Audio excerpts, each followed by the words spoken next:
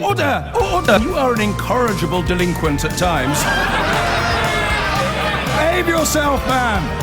I don't think there will be any prizes awarded today for predicting what the major topic of conversation will be, but do not forget it is Wednesday, so PMQs will be on the way, and Theo Usherwood will be keeping a very beady eye on proceedings so that you don't have to. In fact, we may extend Theo time today and have him in from 12:30 to discuss some of the broader Brexit-related issues before piling in on PMQs. Yesterday was a fascinating day in Parliament. It would have been quite inspiring if it wasn't predicated by such an act, such a national disaster, to see a sovereign Parliament almost restoring its power and its status thanks to the interventions of some profoundly principled MPs. I found Anna Soubry's comments about the abuse and the death threats that people like her and her colleagues have received in a country that once prided itself on its freedoms profoundly moving, and we may be joined by Anna later in the programme. But we begin, let's redo a quick overview, a quick catch-up. I read you something, if I may, from today's Times, written by a man for whom I hold very little affection, I'm afraid. We're all guilty sometimes of prejudice. And when it comes to the former editor of the Daily Telegraph, Max Hastings, I am a bit prejudiced. I am blind to the quality of his journalism. He is a superb historian. His new book about Vietnam is a masterpiece. But he fired my father in 1990. And like elephants, I never forget. So I mention that only to illustrate the fact that sometimes you have to set aside your personal prejudices in pursuit of objective truth. And this is an astonishing paragraph from a man who obviously moves in the heart of the upper echelons of British society. He writes, a few weeks ago, a prominent hedge fund boss, whom I know slightly, invited me to a glitzy weekend. After declining, I mused on his gambit. He is an avowed Brexiteer who has committed millions to the cause and asserts that Boris Johnson should rightfully be Prime Minister. He anticipates increasing his fortune by shorting Britain. And there it is. These little nuggets that we search for daily sometimes disappear under a deluge of complication and extraneous detail. He anticipates increasing his fortune by shorting Britain. And I don't think there's anything left on the table now for honest supporters of so-called Leave. No, that's not fair. Let me try that again. I don't think there's anything on the table now for honest and or properly informed supporters of Leave. It's always slightly heartbreaking to hear people, as we did a moment ago, talking about sovereignty without clearly having the first clue as to what sovereignty means. I know that it is hard not to be condescending when suggesting that people don't understand things. I'd refer you to my favourite tweet today from someone who calls himself Optimus. He says, time for 4 hours of condescension from James O'Brien. Mate, I'm only on for 3, and I don't know quite what word I can employ to point out that you can't count, if not condescension. And there, in many ways, is the essence of Brexit on social media. 7 minutes after 10 is the time. That's the number, Optimus, that comes between 6 and 8. So, how have we ended up here? I think I know. What's going to happen next? I don't know anymore. The last prediction I made, as you know, was that we would eventually be left with a no deal or no Brexit. I think that reality is edging ever closer, but it's still far from guaranteed. And the mystery that there's two mysteries that underpin everything going on at the moment. The first is, what did they think was going to happen? What did they think they won? You know? I appreciate that you can call me up and demonstrate that you don't know what the word sovereignty means and you have elected not to pay any attention to the white paper published by the British government shortly after the referendum result, which opened with the words, the British Parliament has always been sovereign. You can ignore that if you want. You're clinging to the notion that you voted for something that is yet to be disproved. So if you voted to be better off, you're now claiming that you voted to be worse off. That's probably the saddest element of this, because these are our neighbours and our friends and our family members who have been reduced to delusion and deceit on such an industrial scale that you have to be made of flint not to feel sorry for them. Imagine having voted for Brexit thinking that we were going to be richer and we'd have more money for the NHS and we were going to be able to strike trade deals all over the world. And it's all fallen apart now. So you're left to claim that, actually, no, I don't mind being poorer and I know I might lose my job. Nick had a caller earlier who's looking forward to her business going bust because she thinks her grandchildren will be better off. How do you even begin to reason with someone like that? The answer is you can't. All you can do is point out that it's not their fault. It's the fault of people who have misled them or perhaps even lied to them. So what do you think you want? 0345 606 0973. But here's my problem, okay? And I don't know if today is the day to do this, but we will soon find out, won't we? I had a lovely email from someone I know, an acquaintance who I rather like. And it ends like this. I feel part of a minority of people who have changed their mind, but feel that the rhetoric against Brexit voters has prevented them from standing up and saying I was wrong. I admit I was wrong, James, and I want to encourage you to stop preaching to the converted and allow people like me to admit that I made a mistake. He doesn't listen every day, and obviously I've had many calls from many people who do feel that this is a welcoming enough environment to admit that you've made a mistake, but I completely acknowledge that sometimes if you're sitting at home listening to me bang on, and there can be nothing worse. If you don't like somebody and you don't like what they're saying, getting proved right every day must be driving you absolutely potty. Seriously, it's beginning to annoy me. I can't quite believe how rare the most simple and predictable of analysis of Brexit has proved to be. For what, since Mansion House, Article 5, I don't know what starting date you want to choose. The morning after the referendum result, I thought by now we'd all be roughly pulling together with a little bit of compromise, a little bit of give, a little bit of take. We'd be leaving the European Union. Those of us who consider the geographical origins of our neighbours to be immaterial compared to their actual conduct and character would be a little bit bruised because we would have somehow fallen for nativist claptrap. But we're British, we'll build back up, we'll pull together, we'll be fine. But as the sheer scale of the con has become clear, of course, people have moved even further away from each other. You're left now with, on one side, vanity and ego preventing people from admitting they've been misled, and on the other side, people pointing at the naked emperor and running out of tactics to persuade those who are being held hostage by their own vanity and ego that the evidence of their own eyes is now true. The bloke is stark, rollock, naked. So I'll take advice today on well, first of all, whether or not my correspondent is accurate.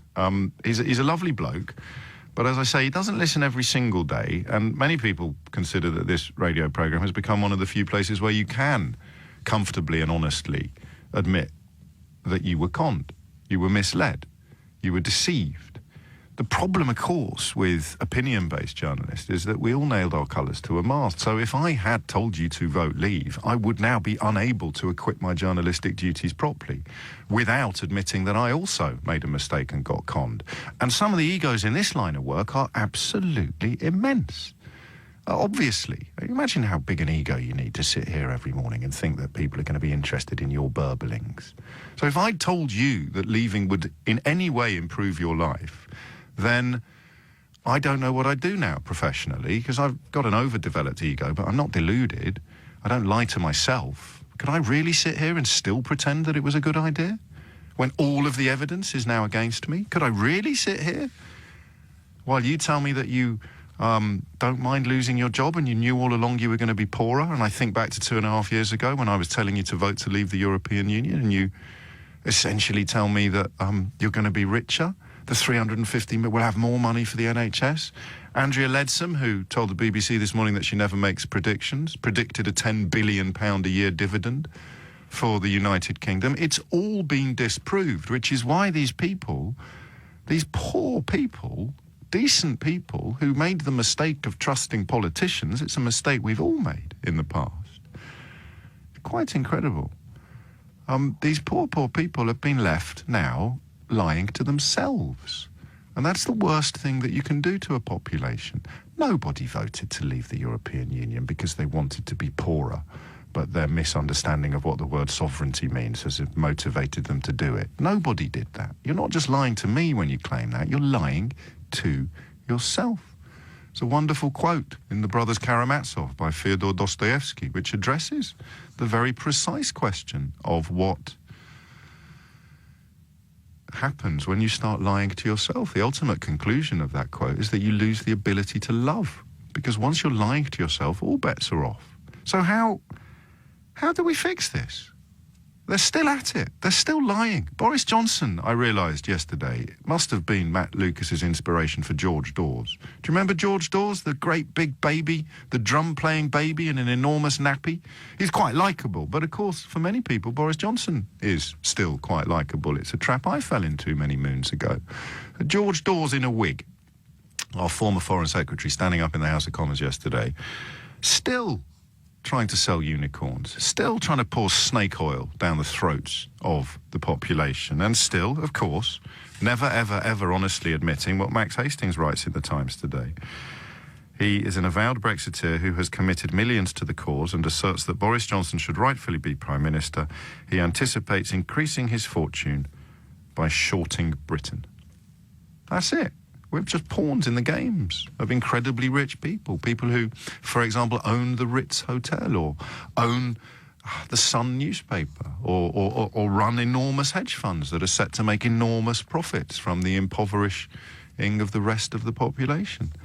0345 60 973 is the number that you need. Hand on heart, and you can reinterpret this in whatever way you want, okay? You can claim that I'm surreptitiously insulting you or subtly adding to the sense of division, but you know you're lying to yourself, just as I do. Here's the question. Is there anything that those of us who called this correctly can do now to welcome those who fell for... Well, does it even help if I call them lies? Because that, I mean, what does that make you? It makes you gullible. Is there anything that those of us who have been proved right can do now to re-establish warm relations with those who fell for the arguments of everyone who has now been proved wrong? Because I still don't think we're even close to the finish line, and I still think we could end up chopping off two legs instead of... Well, I think the chance of hanging on to both legs is back in the game in a way that it wasn't until relatively recently. But when you still hear people claiming that the referendum should be between Theresa May's deal or no deal, you are essentially telling a patient with two perfectly healthy legs that they have a choice between no legs or one leg. That's insane. And it's still out there. They're still punting it.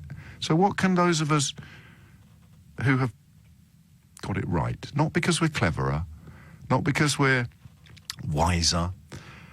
I mean, in my case, it's because I have to do it for a living, but of course you'll point out that lots of other people who do it for a living got it horribly, horribly wrong, and that's when you start worrying about nativism and xenophobia, and let's be even more generous, perhaps, and point out that if 30 years has been devoted by people like Boris Johnson and Norbert Frottage, if 30 years has been devoted by people like that to portraying the European Union as our enemy, even the most cursory of research would prove that it isn't. But it's not our job to do the cursory. If someone stands up in public, especially someone as prominent as a mayor of London or a foreign secretary.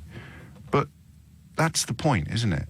If 30 years has been dedicated to ludicrous rhetoric like Fourth Reich and EU SSR and the revivification of post-war sentiment through the lens of people who didn't live through the war and didn't fight in the war, but can be persuaded that it's somehow a German project to dominate Europe. 30 years of that pushed logic out of the window. That doesn't make anyone bad, doesn't make anyone evil, doesn't even make anyone racist or xenophobic. It makes them wrong because it turns out the European Union acts in the interests of its member states, and nobody with their eyes open can deny that now. That's the other truth that is either crystal clear or completely denied. You look at how these negotiations have unfolded, and you would have to be made of butter to conclude that the European Union does anything other than act in the collective interests of its members. And they're quite good at it, it turns out. I didn't realise that. I didn't realise that in the case of something like the Good Friday Agreement, the European Union would act as one to protect its member island, even to the detriment of all the other members, because the nationwide backstop, despite the fact that the ERG hate it, is something that the European Union offered to the United Kingdom, as you could call it a concession. If you're still buying into the ludicrous post-war notion of enmity, then you'll do what Andrea Leadsom did this morning and claim that they blinked first, as if it was a duel, rather than a very, very sad divorce that one side doesn't understand and doesn't want, and the other side has been led into by a bloke in Russia on the internet pretending to be a beautiful woman and tempting you to leave your wife. So what can we do? Is there any way we can get them back together?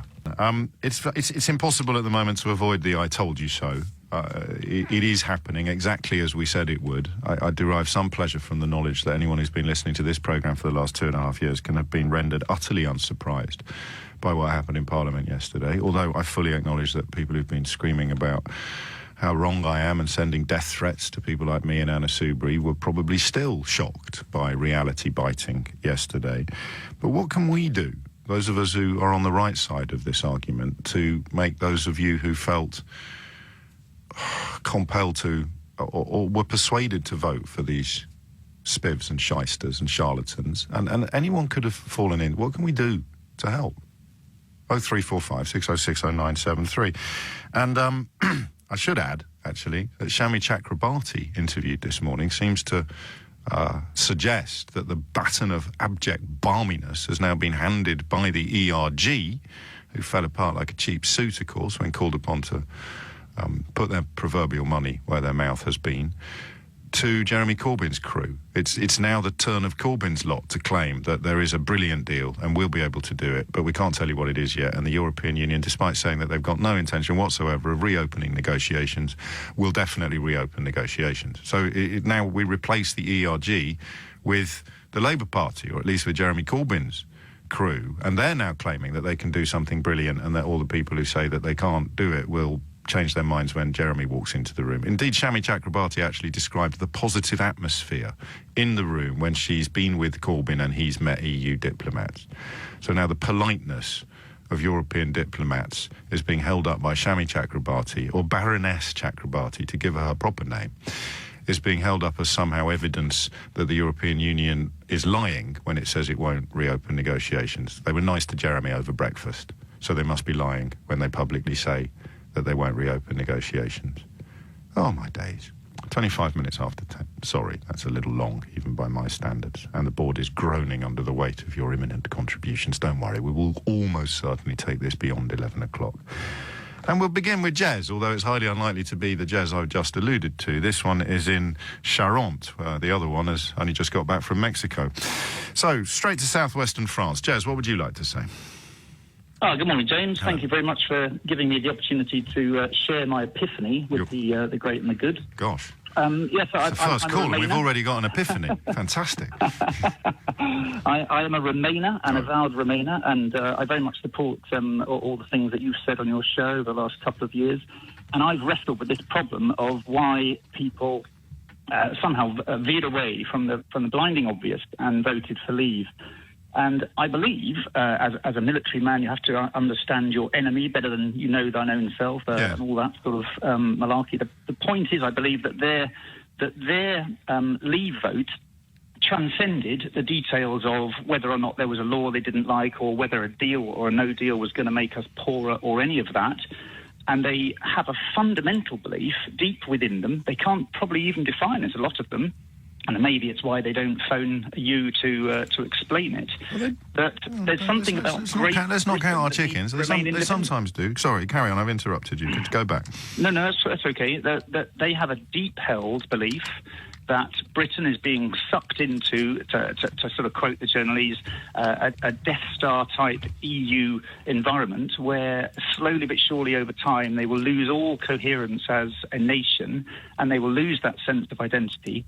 And there's this deep inner-held fear that that's happening slowly and insidiously, and that's why they voted Leave. So it transcends the detail. And that's why the catalogue of nonsense that we found the other day, and we found it a little bit late ourselves, but all of the stories, everything from sex toys to rocking horses, published in the British media, not just in The Sun and the Mail, not just written by Boris Johnson, but it was unbelievable in its scope and scale, and that's why, that's why it is a sincere offer when I say, and people like you say, I'm not surprised you fell for it. Seriously, if I'd been made slightly differently, or I'd been looking off in a slightly different direction, I would have fell for it as well. But to give your observation its full weight, we've now moved from Eurosceptics, the more excitable wing of the Eurosceptic movement, using the phrase EUSSR to describe the European Union. Post-Brexit, we've moved to a place where government advisors were quoted this week as describing our food supply post-hard Brexit, post-no-deal Brexit, as being, and I think this is a verbatim quote, like the USSR. You actually couldn't make it up, could you? No, I agree entirely. So how do we build a bridge? How do we build a bridge? You and I don't know, because we're already on the other side of the river. How do we build a better bridge?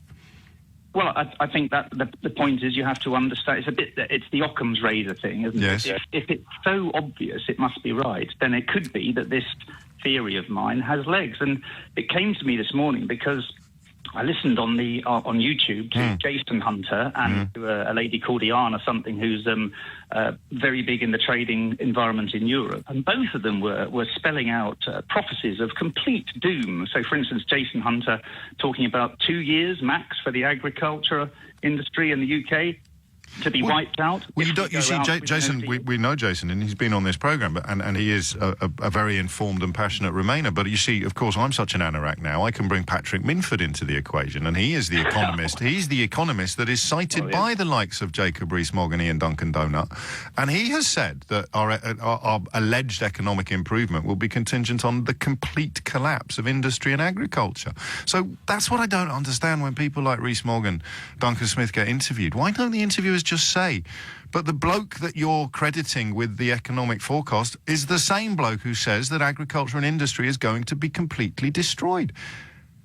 Yes, I agree entirely, and that's why I believe that this is the route to having a discussion with the people who voted leave. It's not about the detail of destroying industry. I remember seeing a guy from Hartlepool interviewed just before the referendum, and why are you going to vote leave? Well, we're going to get those jobs back on those factories, and he believed all that. Yeah. But the people who believe it deeply, these people that I'm talking about, the people that think Britain is going to be subsumed into the EU Death Star, if you like, they have to be spoken to with a completely different approach. Yeah, you're right, they do. And it's 30 years of hurt, to paraphrase David Baddiel and Frank Skinner, that has to be undone. I don't know how to do that. I mean, let's get that list, actually, of the stories. I'll run you through some of them. I think I should probably be doing it every day. If there is another vote, I will be.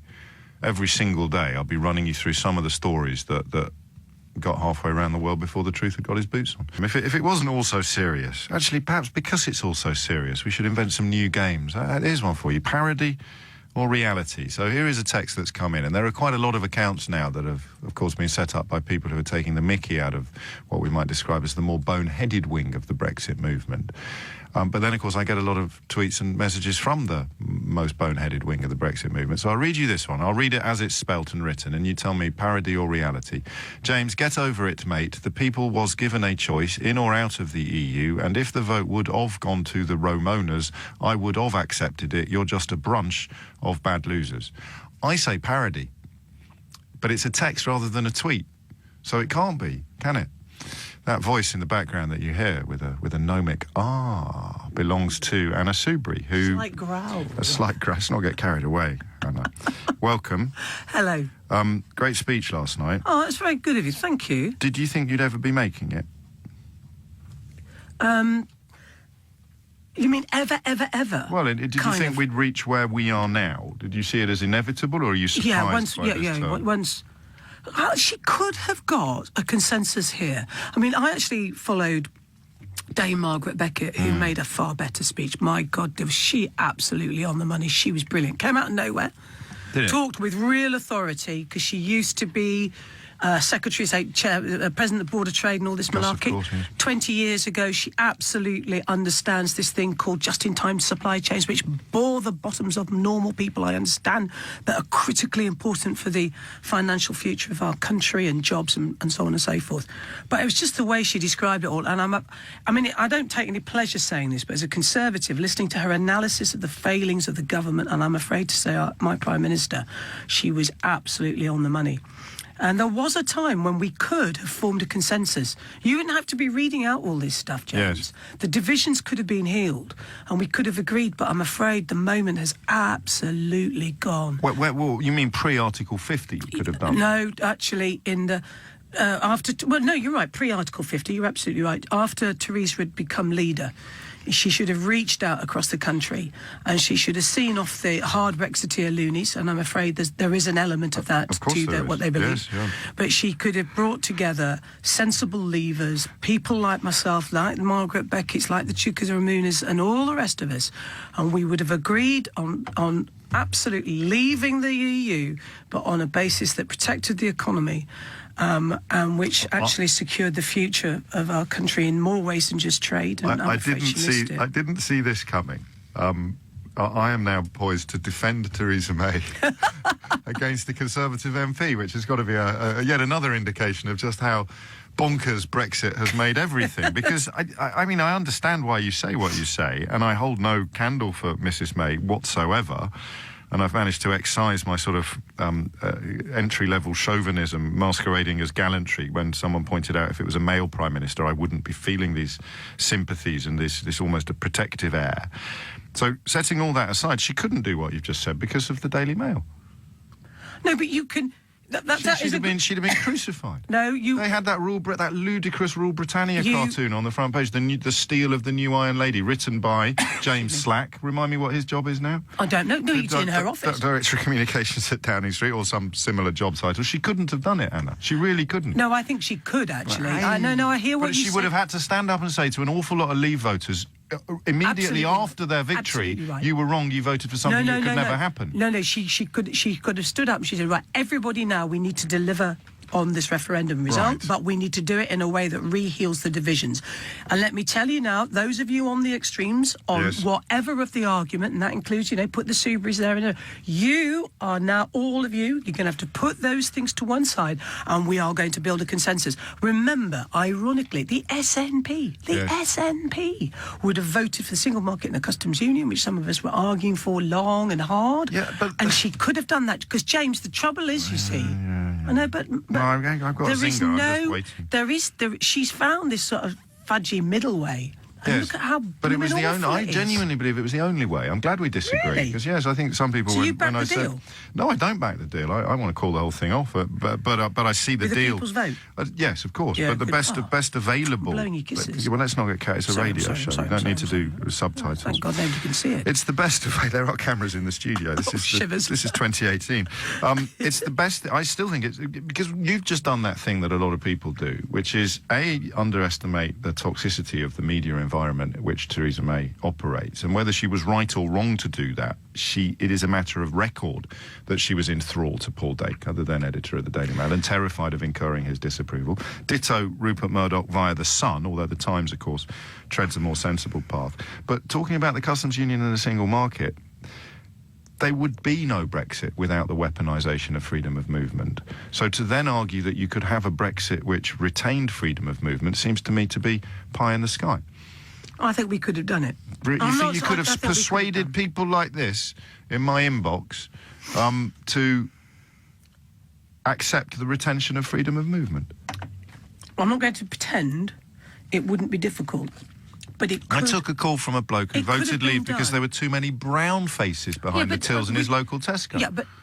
And he's representative. He represents some, yes, but by no means the majority. And one of the toxicities of Brexit is that we have allowed a normalisation of language. And in my experience, remember, 52% of people in my constituency voted leave.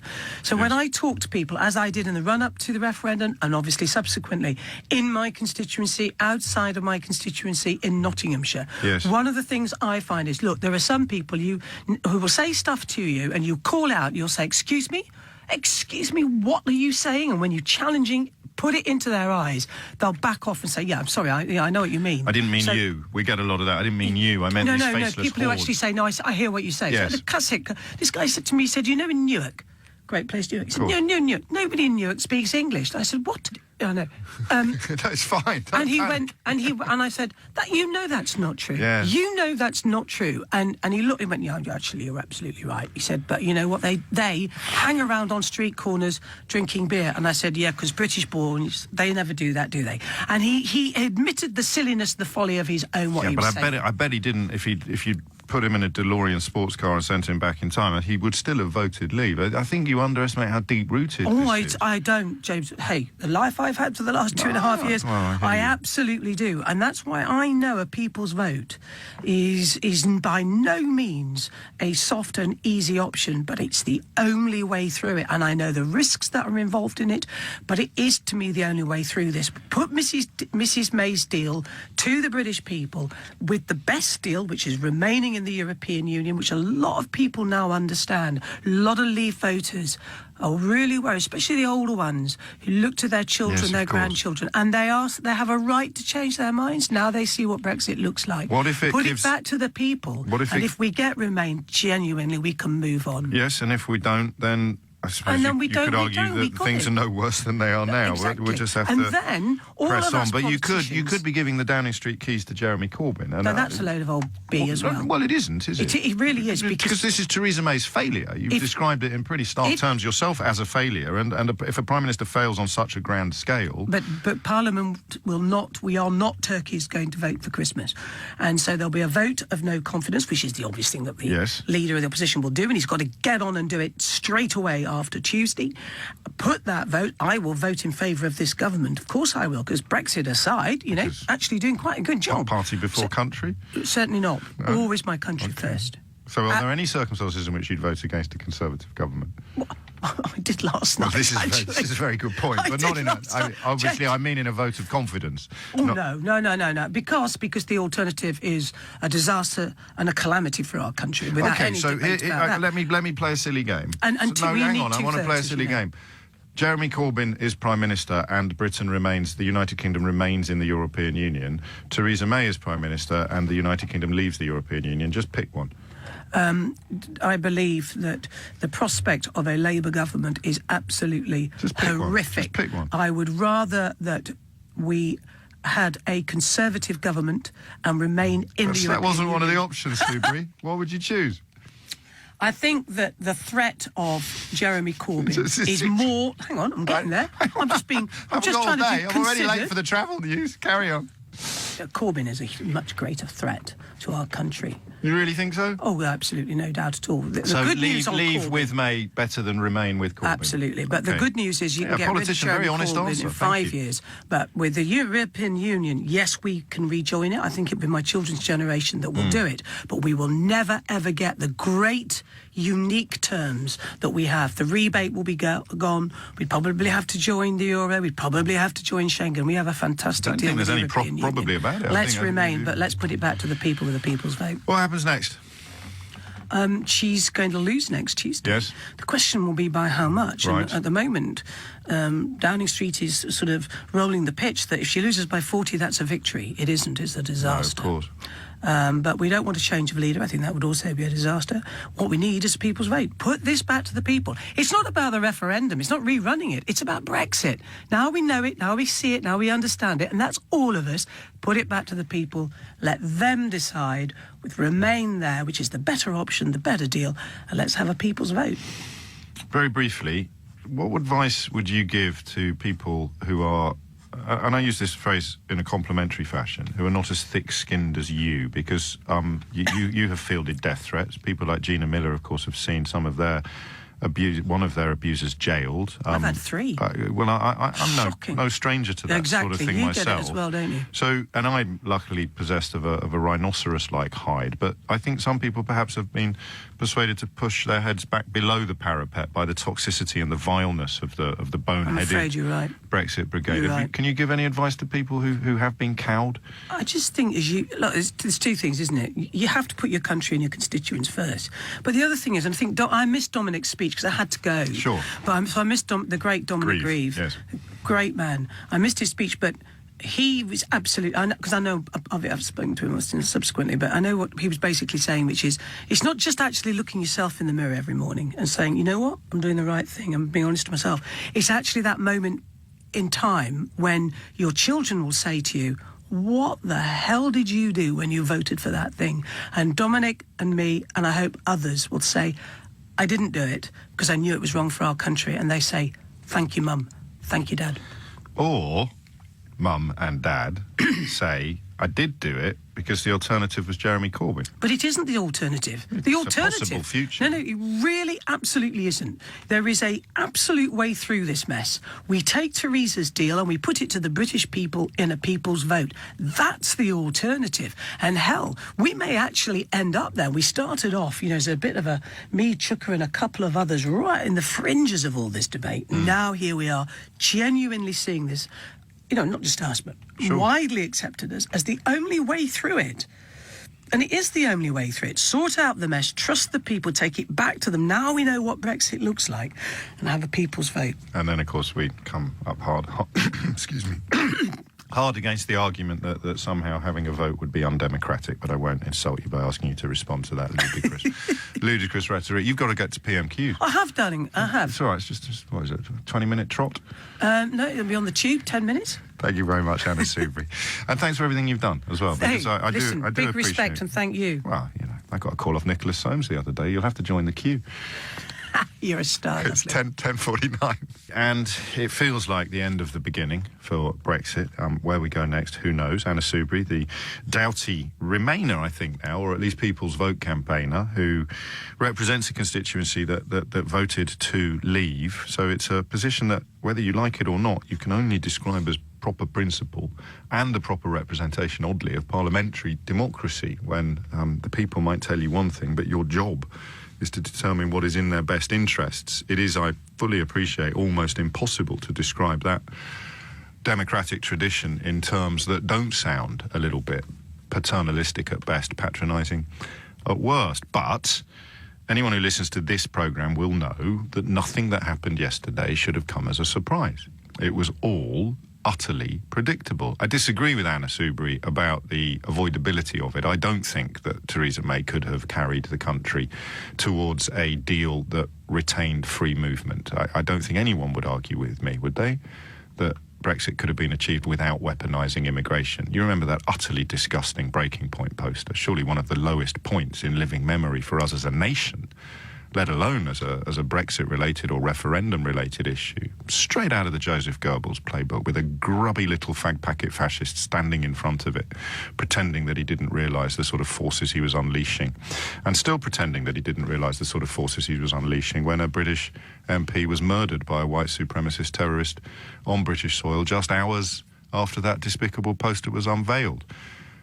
So I don't think you could have actually stood up as David Cameron's replacement and said, don't worry about the immigration stuff.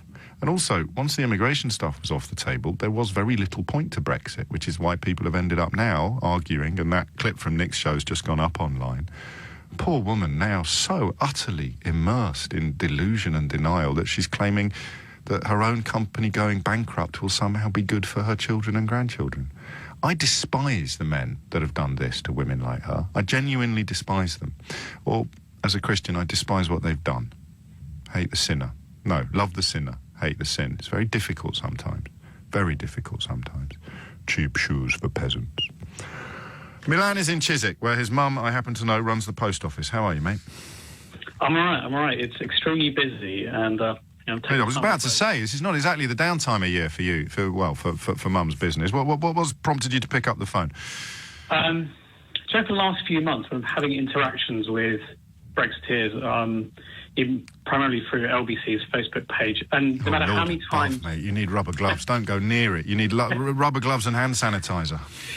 But no matter how many times I relay facts or legal text, like subsection 3 of Article 50 and so on, they will always point to David Davis, Boris Johnson, Nigel Farage, and the latest person is Tony Abbott. So no matter how many times you point out the facts to them, they'll always relay some Leave MP or Leave politician who won't be challenged by the media or journalists for their nonsense.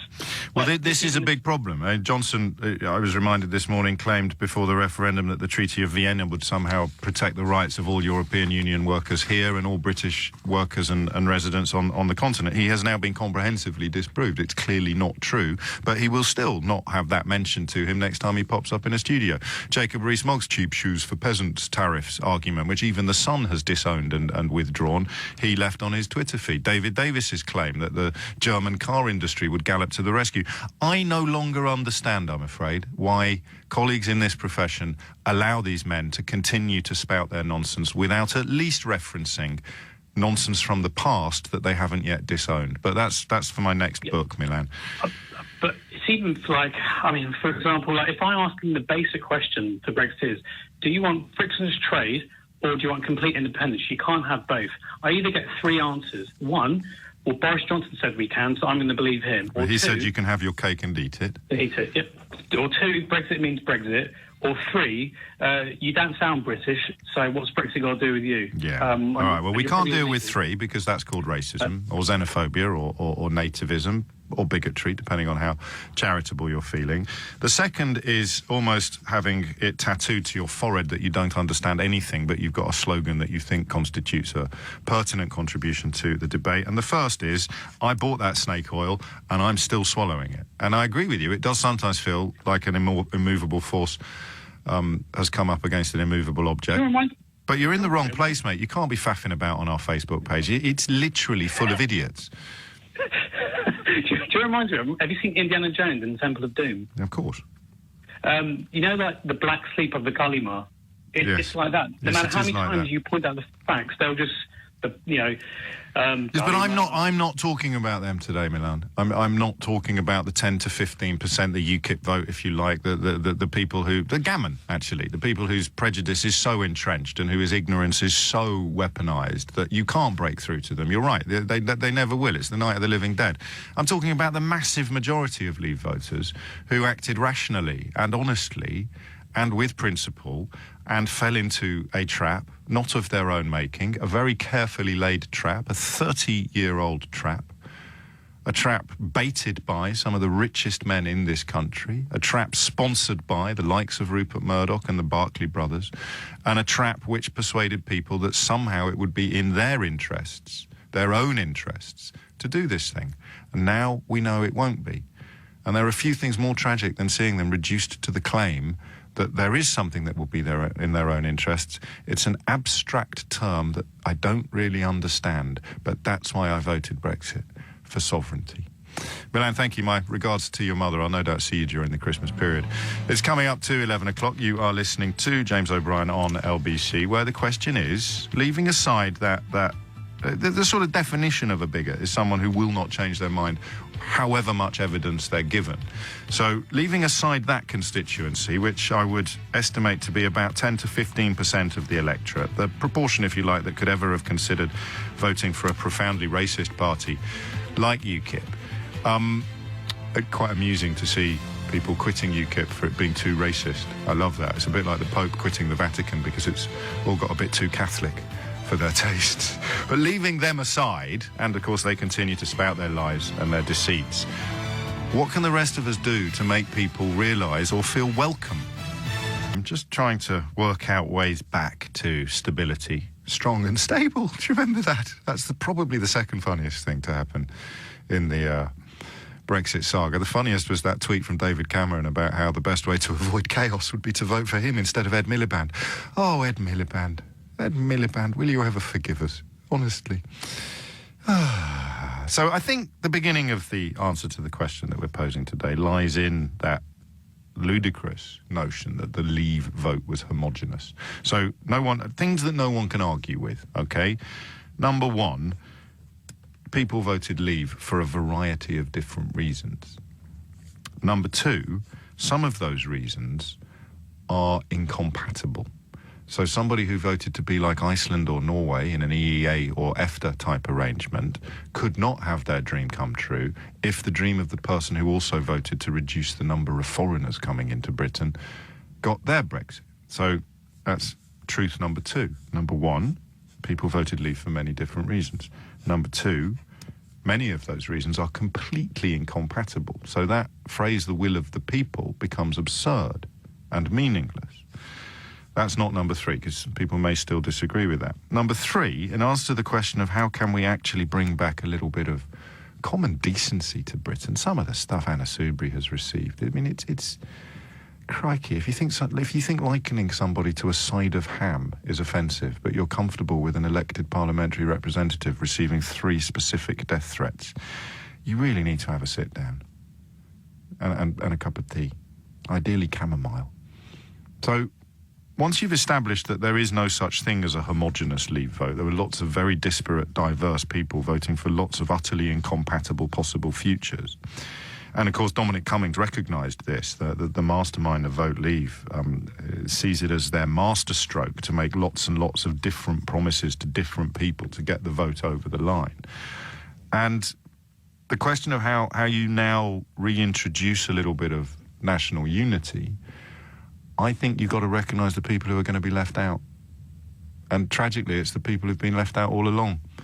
It's that 10 to 15% of people who think their life is rubbish because of foreigners or immigration or Brussels or women or gays or feminism or whatever it may be. And I don't know what we can do to reach out to them.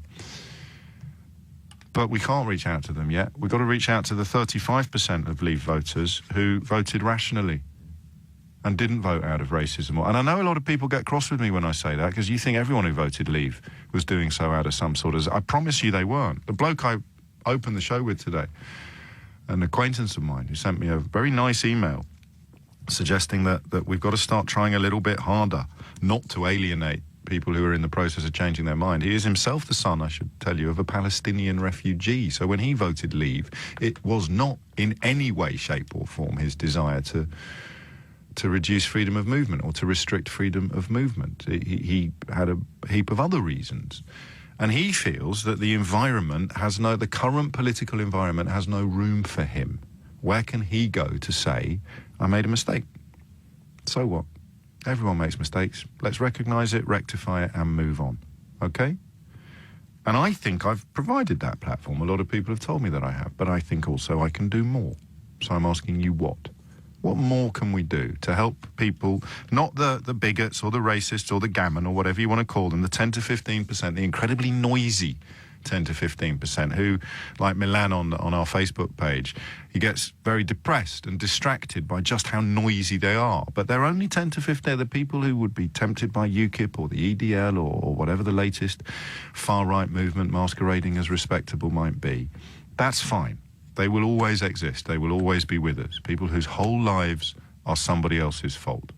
But my stepfather-in-law didn't vote Leave because of that kind of feeling. My daughter's godfather didn't vote Leave because of that kind of feeling. My friend who emailed me and I opened the show with didn't vote Leave because of any of that kind of feeling. Far from it. One of them lives abroad. One of them is of Palestinian stock. And one of them has changed views in many ways since. So what can you do? We haven't spoken to you, and I think that's been a big mistake. All I've done, really, is address the bigots. Because it's, I guess, a bit like selling tickets for the ghost train rather than the Speak Your Weight machine. These clips that go viral are the ones that involve people having their pants pulled down.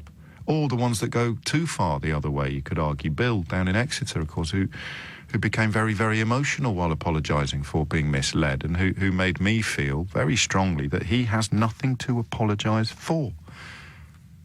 So what can we do? 0345 60 60 973 is the number to reach. A quick nod to David Morgan, who I'm not sure is taking my mission entirely seriously this morning, but he says you reach out to the gammon with the parsley sauce of socialism, which is poetic, if nothing else. Joanna is in Luton. Joanna, what would you like to say?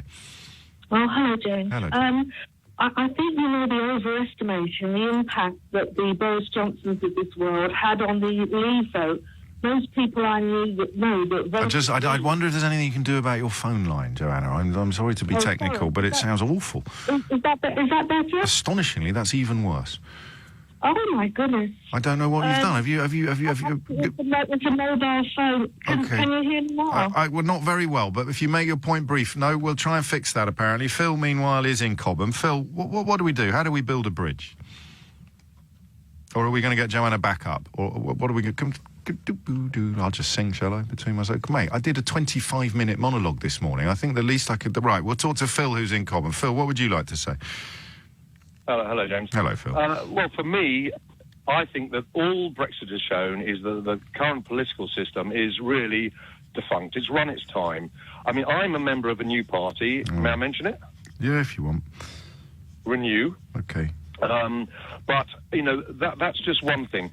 You know, what this whole Brexit issue has illustrated is that people have lost the ability to see the wood from the trees. I mean, for example, the mantra of the Brexiteers, one of the mantras... I'm going to ban that word. Sorry. Brexiteer, not mantra. Mantra's a lovely word. But Brexiteer conjures up an image of sort of D'Artagnan and Porthos and Athos and Aramis, rather than an image of a bunch of sort of pugilistic drunks getting battered outside a pub and trying to start a fight with a bus. So let's not say Brexiteer anymore. You can say Brexist, or, if you're feeling generous, Brextremist or Brexiter. But Brexiteer is a ludicrous word that should never have been allowed into the argot. And I know that a lot of very senior people at the BBC listen to me every day, so get it off your flipping bulletins as well, lads, all right? Carry on, Phil. Staying corrected. But, I mean, basically, they lost the ability to see the wood from the trees, because when they say that, they don't mean that, you know, Britain to run Britain. They mean Britain to be run by British people who think exactly like they do. Therefore, I don't fall into that class. So, ultimately... if you put a mirror up to them, it's just veiled xenophobia. Because, quite frankly, I couldn't care who the damn runs our country, just as long as those people are the right people to run the country. We could be visited by aliens, as far as they're concerned, who could prove that they could do things 100 times better because they've been doing it for eons longer. And I'd say, great, go ahead, do it. Well, do you know, I'm not so sure about the aliens. I'd need to see a little bit of their track record on other planets before I could throw myself full square behind their manifesto. But I remember an analogy from many, many, many moons ago. It was the first time, I think, that I encountered Norbert Frottage. And my suggestion was that people like him would rather go down on a ship with an English admiral than be the pride of the seven seas in a fleet that drew its crew from a variety of countries. And I think you've just essentially spoken to the same truth, haven't you? Yeah, no, absolutely. And the other thing, James, is, I mean, I have actually lived and worked in 3 other European countries. Traitor. And I mean, I know that if you had been born in Germany or Finland or Denmark, you would be doing the same thing, and you'd be doing it just as well and just as competently. Yeah, but if a dog's born in a stable, it doesn't make it a horse, Phil.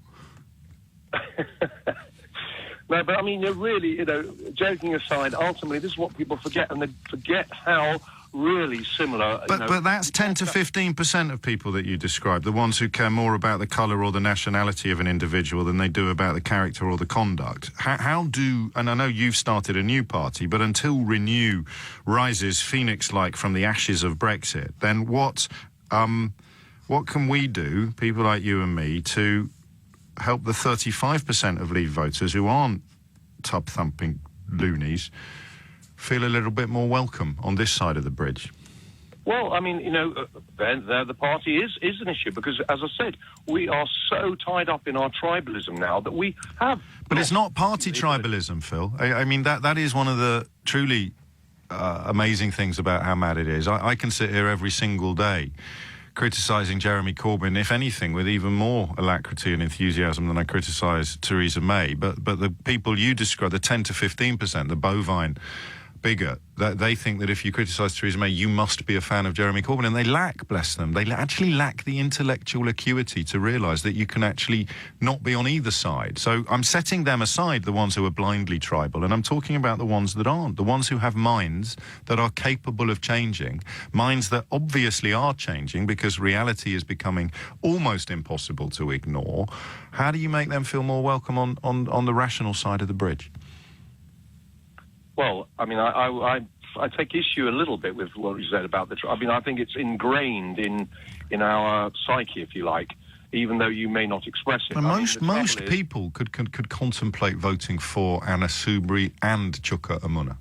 Most people on your side of the Brexit bridge. So they're not trying. No, absolutely. And most people on the other side of the Brexit bridge, unless they're the bovine bigot crew, they can't. They can't be loosely written off as tribal. I agree, James, but they might want to, but they can't because there is nothing else for them. This is why Anna Soubry and Tuggeruma can't get together because they still are tied in their tribal organisations.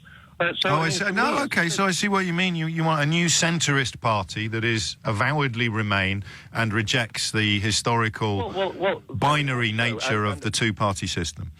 Totally, and also a realisation that, fun enough, I was listening to Radio 2 this morning, and what? Chris Evans... How dare you? Chris Evans... Is he still there? I thought he was moving on. Carry on. Come on my show and start plugging up the opposition. It was only outrageous. I couldn't receive you on the motorway. All right, fair enough. But basically, I mean, he actually mentioned something very close to this, that the political system has run its course. And I think in its existing format, it has. And therefore, all I'm encouraging people is to start thinking out of the box. We have to. But then we had that AV. We've already had a referendum on changing the very nature of our electoral system. And do you know who ran the anti-AV campaign, Phil? I bet you don't, mate. And you're a clever, informed bloke, but I bet you don't know this. Well, I was away. I was abroad. It doesn't matter, does it? You were still keeping a very close eye on democratic developments in this country. The bloke that was, in many ways, at the head of the campaign to reject a new voting system is the same bloke that founded the so-called, the ludicrously misnomered Taxpayers Alliance. And he was also very high up in Vote Leave, and his name's Matthew Elliott. Right. That gives you cause for pause, doesn't it? Well, rejected. It does, and also, we don't know who pays. We don't know who pays them. Of course, we don't know who funds the taxpayers, the so-called Taxpayers Alliance. But we do know that the bloke who set it up has also been able to set up campaigns designed to promote the Leave vote and to reject root and branch change to our electoral system. Funny, isn't it? And we still have no clue who funds them. So I'll just read you this from Max Hastings in the Times this morning. Just as an aside, a few weeks ago, a prominent hedge fund boss, whom I know slightly, invited me to a glitzy weekend. After declining, I mused on his gambit. He does write well, doesn't he? Still wish he hadn't sacked my dad. He is an avowed Brexiteer who has... that's the only time the word is allowed on the programme, is when I'm reading it from somebody else's reportage. He is an avowed Brexiteer who has committed millions to the cause and asserts that Boris Johnson should rightfully be Prime Minister. Those words there. He has committed millions to the cause. The paragraph concludes with this sentence. He anticipates increasing his fortune by shorting Britain. So if you're ringing me up to talk about sovereignty or to claim that you knew you were going to be worse off or that you would welcome the bankruptcy of your own business, you really, really, really have to convince yourself that the bloke who's set to make millions by shorting Britain is on your side. Quick glance across the pond where the sentencing memo relating to Michael Flynn is absolutely fascinating. It's clear that the FBI, Mueller aside, the FBI investigation's ongoing into Trump, Russia and Brexit-related events beyond even, as the rather splendid journalist Peter Jukes writes on Twitter today, beyond even the special counsel remit. These investigations are clearly very deep and very wide and clearly involve Brexit. Remind me the name of that national joke who is a person of interest to the FBI at the moment with regard to... I can't remember. But it's the Foreign Agents Registration Act, of course, that is so intriguing here, because Flynn was indicted under the Foreign Agents Registration Act, which makes it illegal to lobby or shape opinion on behalf of foreign powers without letting the public know. So it would be illegal in America to lobby or shape opinion on behalf of foreign powers. And yet here in Britain, of course, those organisations that I just mentioned to you, many of which operate from a nexus at Tufton Street, do not disclose their funding while they lobby and seek to shape opinion.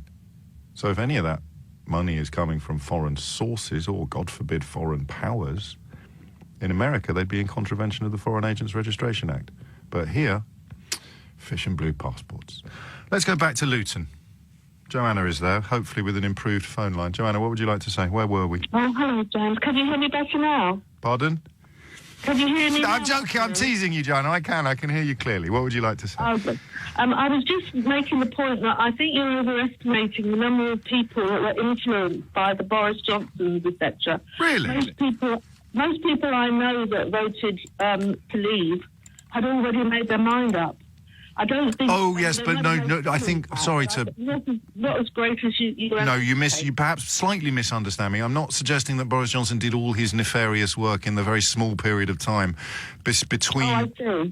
Between... I think it was a long-term... Yes, but he was in Brussels 30 years ago writing lies. So, I mean, his responsibility for people who think the European Union is their enemy goes back decades. When he arrived in the Daily... I thought she would... No, he arrived in Brussels for the Daily Telegraph shortly after being fired from the Times for making up quotes from his own godfather, Joanna. Oh, right. Sorry, one other point I'd like to make. I think that a lot of people are blaming the EU when really it's the government that we need to change.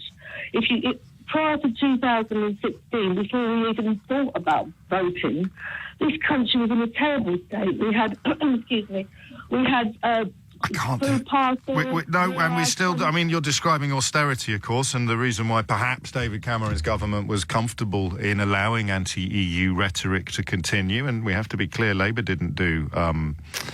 a great deal to prevent it, then you're probably right. If it took the heat off them and proper scrutiny off the people actually responsible for a country where... I mean, this weekend you had Conservative MPs being photographed boasting about how proud they were to be helping out at food banks. Come on. Even Orwell would probably have chalked that one up as a little bit too implausible to get past an intelligent reader. So your government's enacted policies that have made food banks necessary, and you've turned up at your local Tesco for a photo opportunity boasting about all the great help you're giving to your local food bank. I don't know how you sleep at night, and they almost certainly call themselves Christians, don't they? Almost certainly. 25 minutes after 11 is the time. You're listening to James O'Brien on LBC. Joanna, sorry, I should be clearer, of course. Boris Johnson wrote 2 columns for the Daily Telegraph on the eve of his declaration as a supporter for the Leave side. The column that wasn't published, which you can see at the back of Tim Shipman's superlative account of Brexit, was for Remain. So right up until the very, very last minute, Boris Johnson was doing what Boris Johnson always does, and he was weighing up what was best for him. Not for the party, not for the country, not for the population, not for anybody except him. And he decided that his interests would be best served by voting Leave, despite there being a very, very long and detailed record of him speaking up in defence of and support of the European Union. The reason why I credit him with more responsibility than any other for the disasters that are being visited upon our country and the division that is now almost in every level of our society is because he did more to groom the nation than any other when it came to the portrayal of the European Union as somehow an enemy of its members. It's the same rhetoric, really, that approaches the European army argument. People have been persuaded that they should be frightened of an army that we would be in. Let's have a little think about that historically. Should we make a list of all the armies, historically, that we've been threatened by? How many of them were we in as a nation? As a united nation. I don't want to talk about civil wars. So again, you've got... It still works, you see. You can still say, well, what about the European army? To which sensible people say, what's wrong with military cooperation and what's wrong with the force that we're part of? Surely it's the armies that we're not in that pose a graver threat to us, like, you know, the Russians or the Taliban. I wouldn't really argue that we are somehow supposed to be fearful of armies that we're in. But you take that's the child of the notion that the European Union is our enemy. And it's far from perfect. In many ways, it's a right old mess. Got lots of room for improvement and reform. But the idea that it actively mitigates against its members' interests is palpably absurd. Now people who don't really understand what happened with regard to the Greek bailout by the European Union or the Central Bank and the IMF, now they just say, oh yeah, what about Greece? Look at youth unemployment in Greece. What they never say is, crikey, whoa, what on earth would have happened to that country if they hadn't been bailed out? And if they weren't members of the European Union, they wouldn't have been. So there's always something behind the ludicrous, empty slogan, well, what about Greece? Always something. What about the European army? It's just phrases that are fed to people who don't like thinking.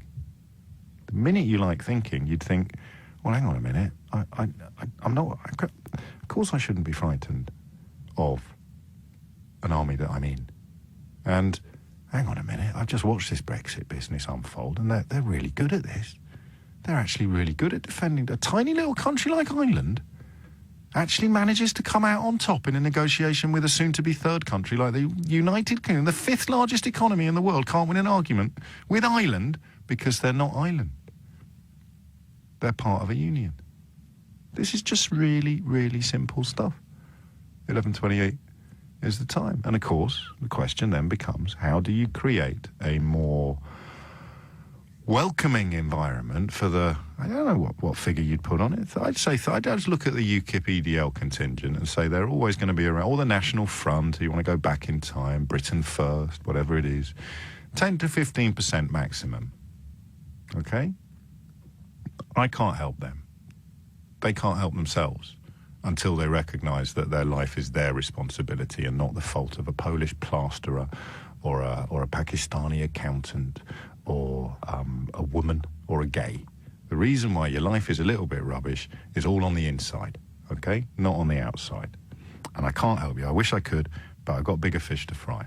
Because right now I'm trying to find out how to help people who recognise on some level the scale of the con that has been visited upon this country to come across to the side of the people who have recognised it a little sooner. That's all.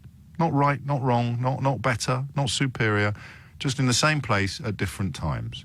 It took me a while. I certainly didn't wake up the morning after the referendum and think that massive con had been visited upon the country, but the more I've learned, the more I've discussed it with people, actually.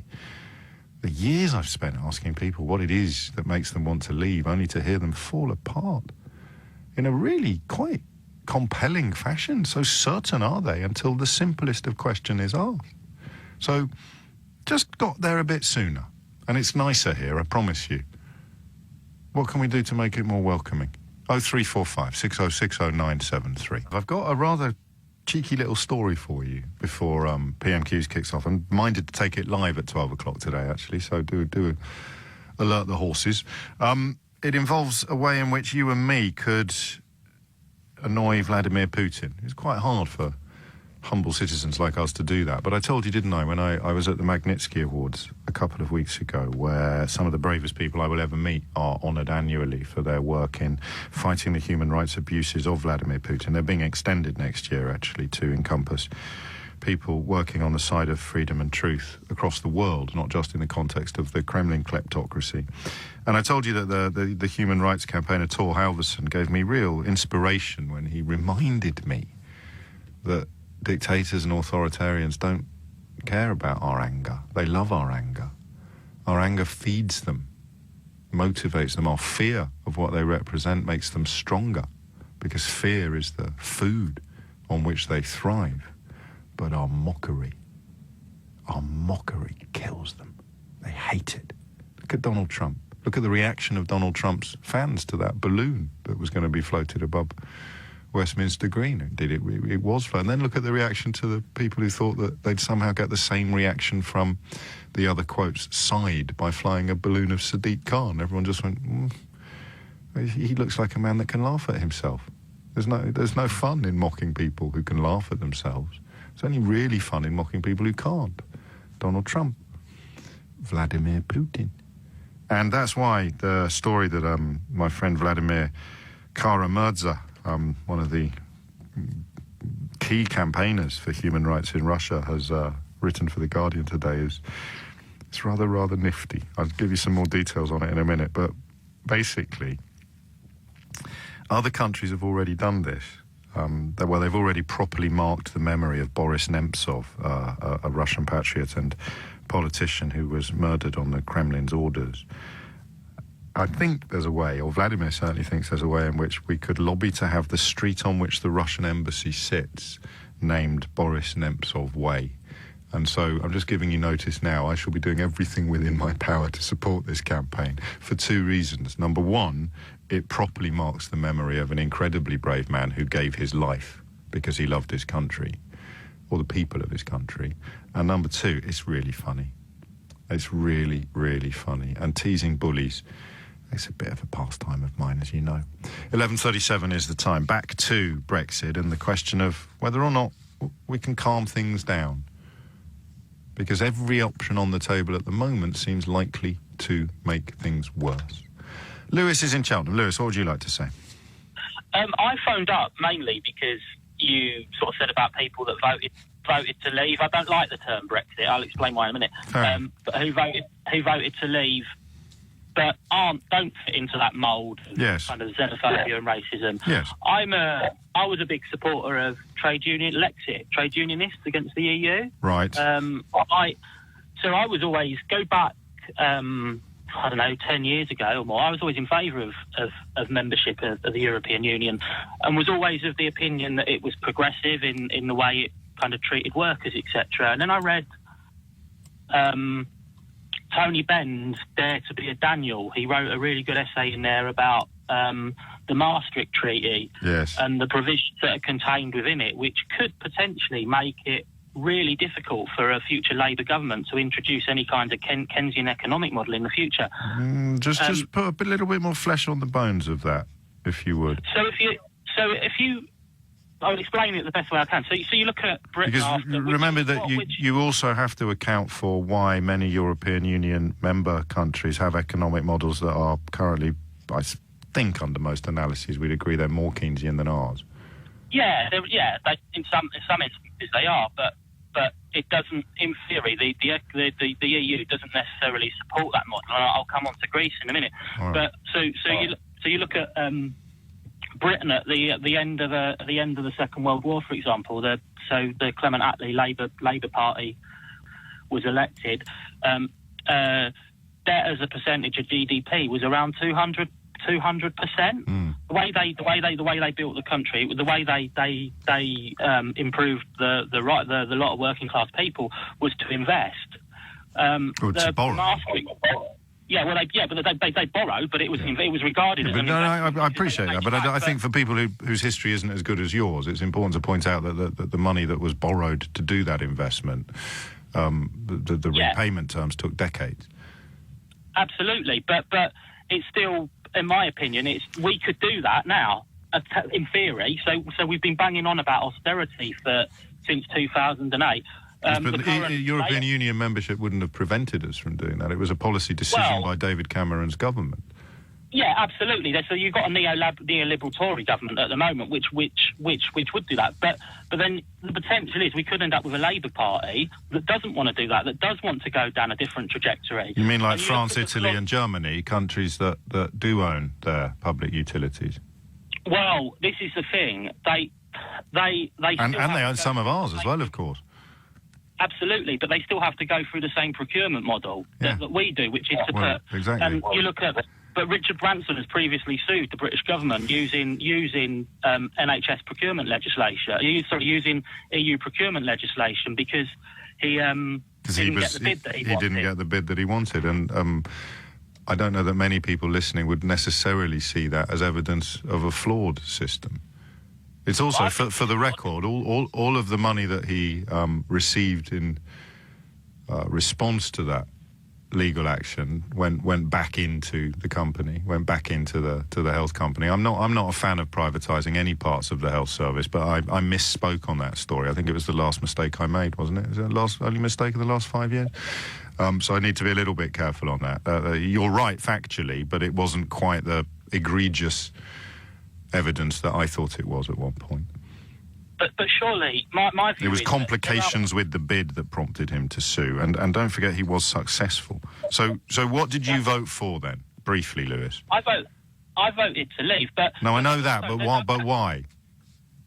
So there's those reasons. I don't understand the reasons that you think you've given me. I'm sorry if that sounds rude. Okay, so I think you're right. I think the Tory government's neoliberal. I also think the European Union's neoliberal. I think. Yeah, okay, all of that's great, and the question remains: what did you think you were voting for? I want a Labour Party that will honour that manifesto it put before the electorate in 2015. Right. Sorry, not 2015, 2017. Yeah, but that was after Brexit. So what did you vote for in June 2016? June 2016, I voted to leave. No, I know. What did you vote for, Lewis? What did I vote for leave? Yes. I voted for the Lexit campaign, not Brexit. Yes, so I saw what happened. You got into bed. You got into bed with the biggest racists to enjoy a public platform in your lifetime because you thought it was a price worth paying to deliver what exactly? But James, with all due respect, people that vote, you could say the same about people on the left that voted to remain. Because if you look at who but I'm not talking to them, am I? I'm talking to you. No, So I'll ask you questions about what you have done. To justify my position. Yes. But you look at other people on the left. No, but I'm talking to you, Lewis. Who voted to remain, but they voted on the same side as the banks because they want to remain. I'm voting. Yes, but they want to remain. Lewis, mate, I'm talking to you. I can't ask you questions about what other people did. I can only ask you questions about what you did. So when you chose to get into bed with people like Farage, and you chose to back the campaign that unveiled that breaking point poster, what did you think the payoff would be? What was going to make it worth it? As far as I'm concerned, I didn't vote for that. I voted. But you voted Leave, and that was Leave EU. That was the name of the campaign. No, it wasn't. No, that was the name. That was the name of their campaign. Yes, that wasn't the name of my campaign. But they were on the same side when you got into bed with them, reluctantly. Obviously, I'm not suggesting that you enjoyed rolling around with racists, but you decided that was the best thing to do. What was the payoff, mate? What at the moment? No, at the time that you voted, Lewis, you thought, okay, so I'm joining the same team as the racists and the bigots and the reactionaries, but it's worth it because a couple of years down the line. Yeah, but James, at the time of voting, I formed the opinion that actually people say that you're voting on the side of the racists. I've had this before. Yeah. I was also voting on the same side as the late great Bob Crow, who was the greatest trade union leader. Yeah, great, but I'm not talking about Bob Crow, am I? I'm talking about you and your decision to back the same campaign as Liam Fox and David Davis and all of the others who have no intention whatsoever of delivering what is it you thought you would get by being on the same team as them? But we could have a change in government, James. And I can only ask you once more, mate, okay? I can only ask you once more. Tell me the things that can only happen as a result of Brexit that made you vote for Brexit despite it involving getting into bed with people who are a bit disgusting. Potentially. Yes. We are not going to be bound by... I'll name two particular judgments that I think are anti-worker that come through the European... I'd rather you told me what the future looks like than the past. But this is the future. Aleppo v Heron. I'm not familiar with that, you see. So that's why I was hoping you could explain it in simpler terms. What will we be able to do? It means that my members, or trade members working in the public sector, that are transferred over to private companies, can still have the same pay awards that are negotiated by a trade union at a national level. The European Union, if we reject that particular piece of legislation, the European Union have ruled in favour of multinational corporations.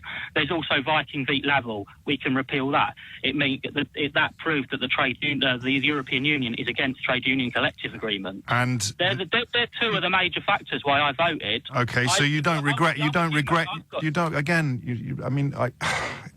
a different question. No, it's not, because I don't see how you thought that voting for Liam Fox and David Davis and the Taxpayers Alliance and the ERG would make a socialist future more likely. And I appreciate that's what you thought, and I appreciate that's what you still think, but it's a bit bonkers. So do you think then that... So do you think this government's going to fall? Yeah.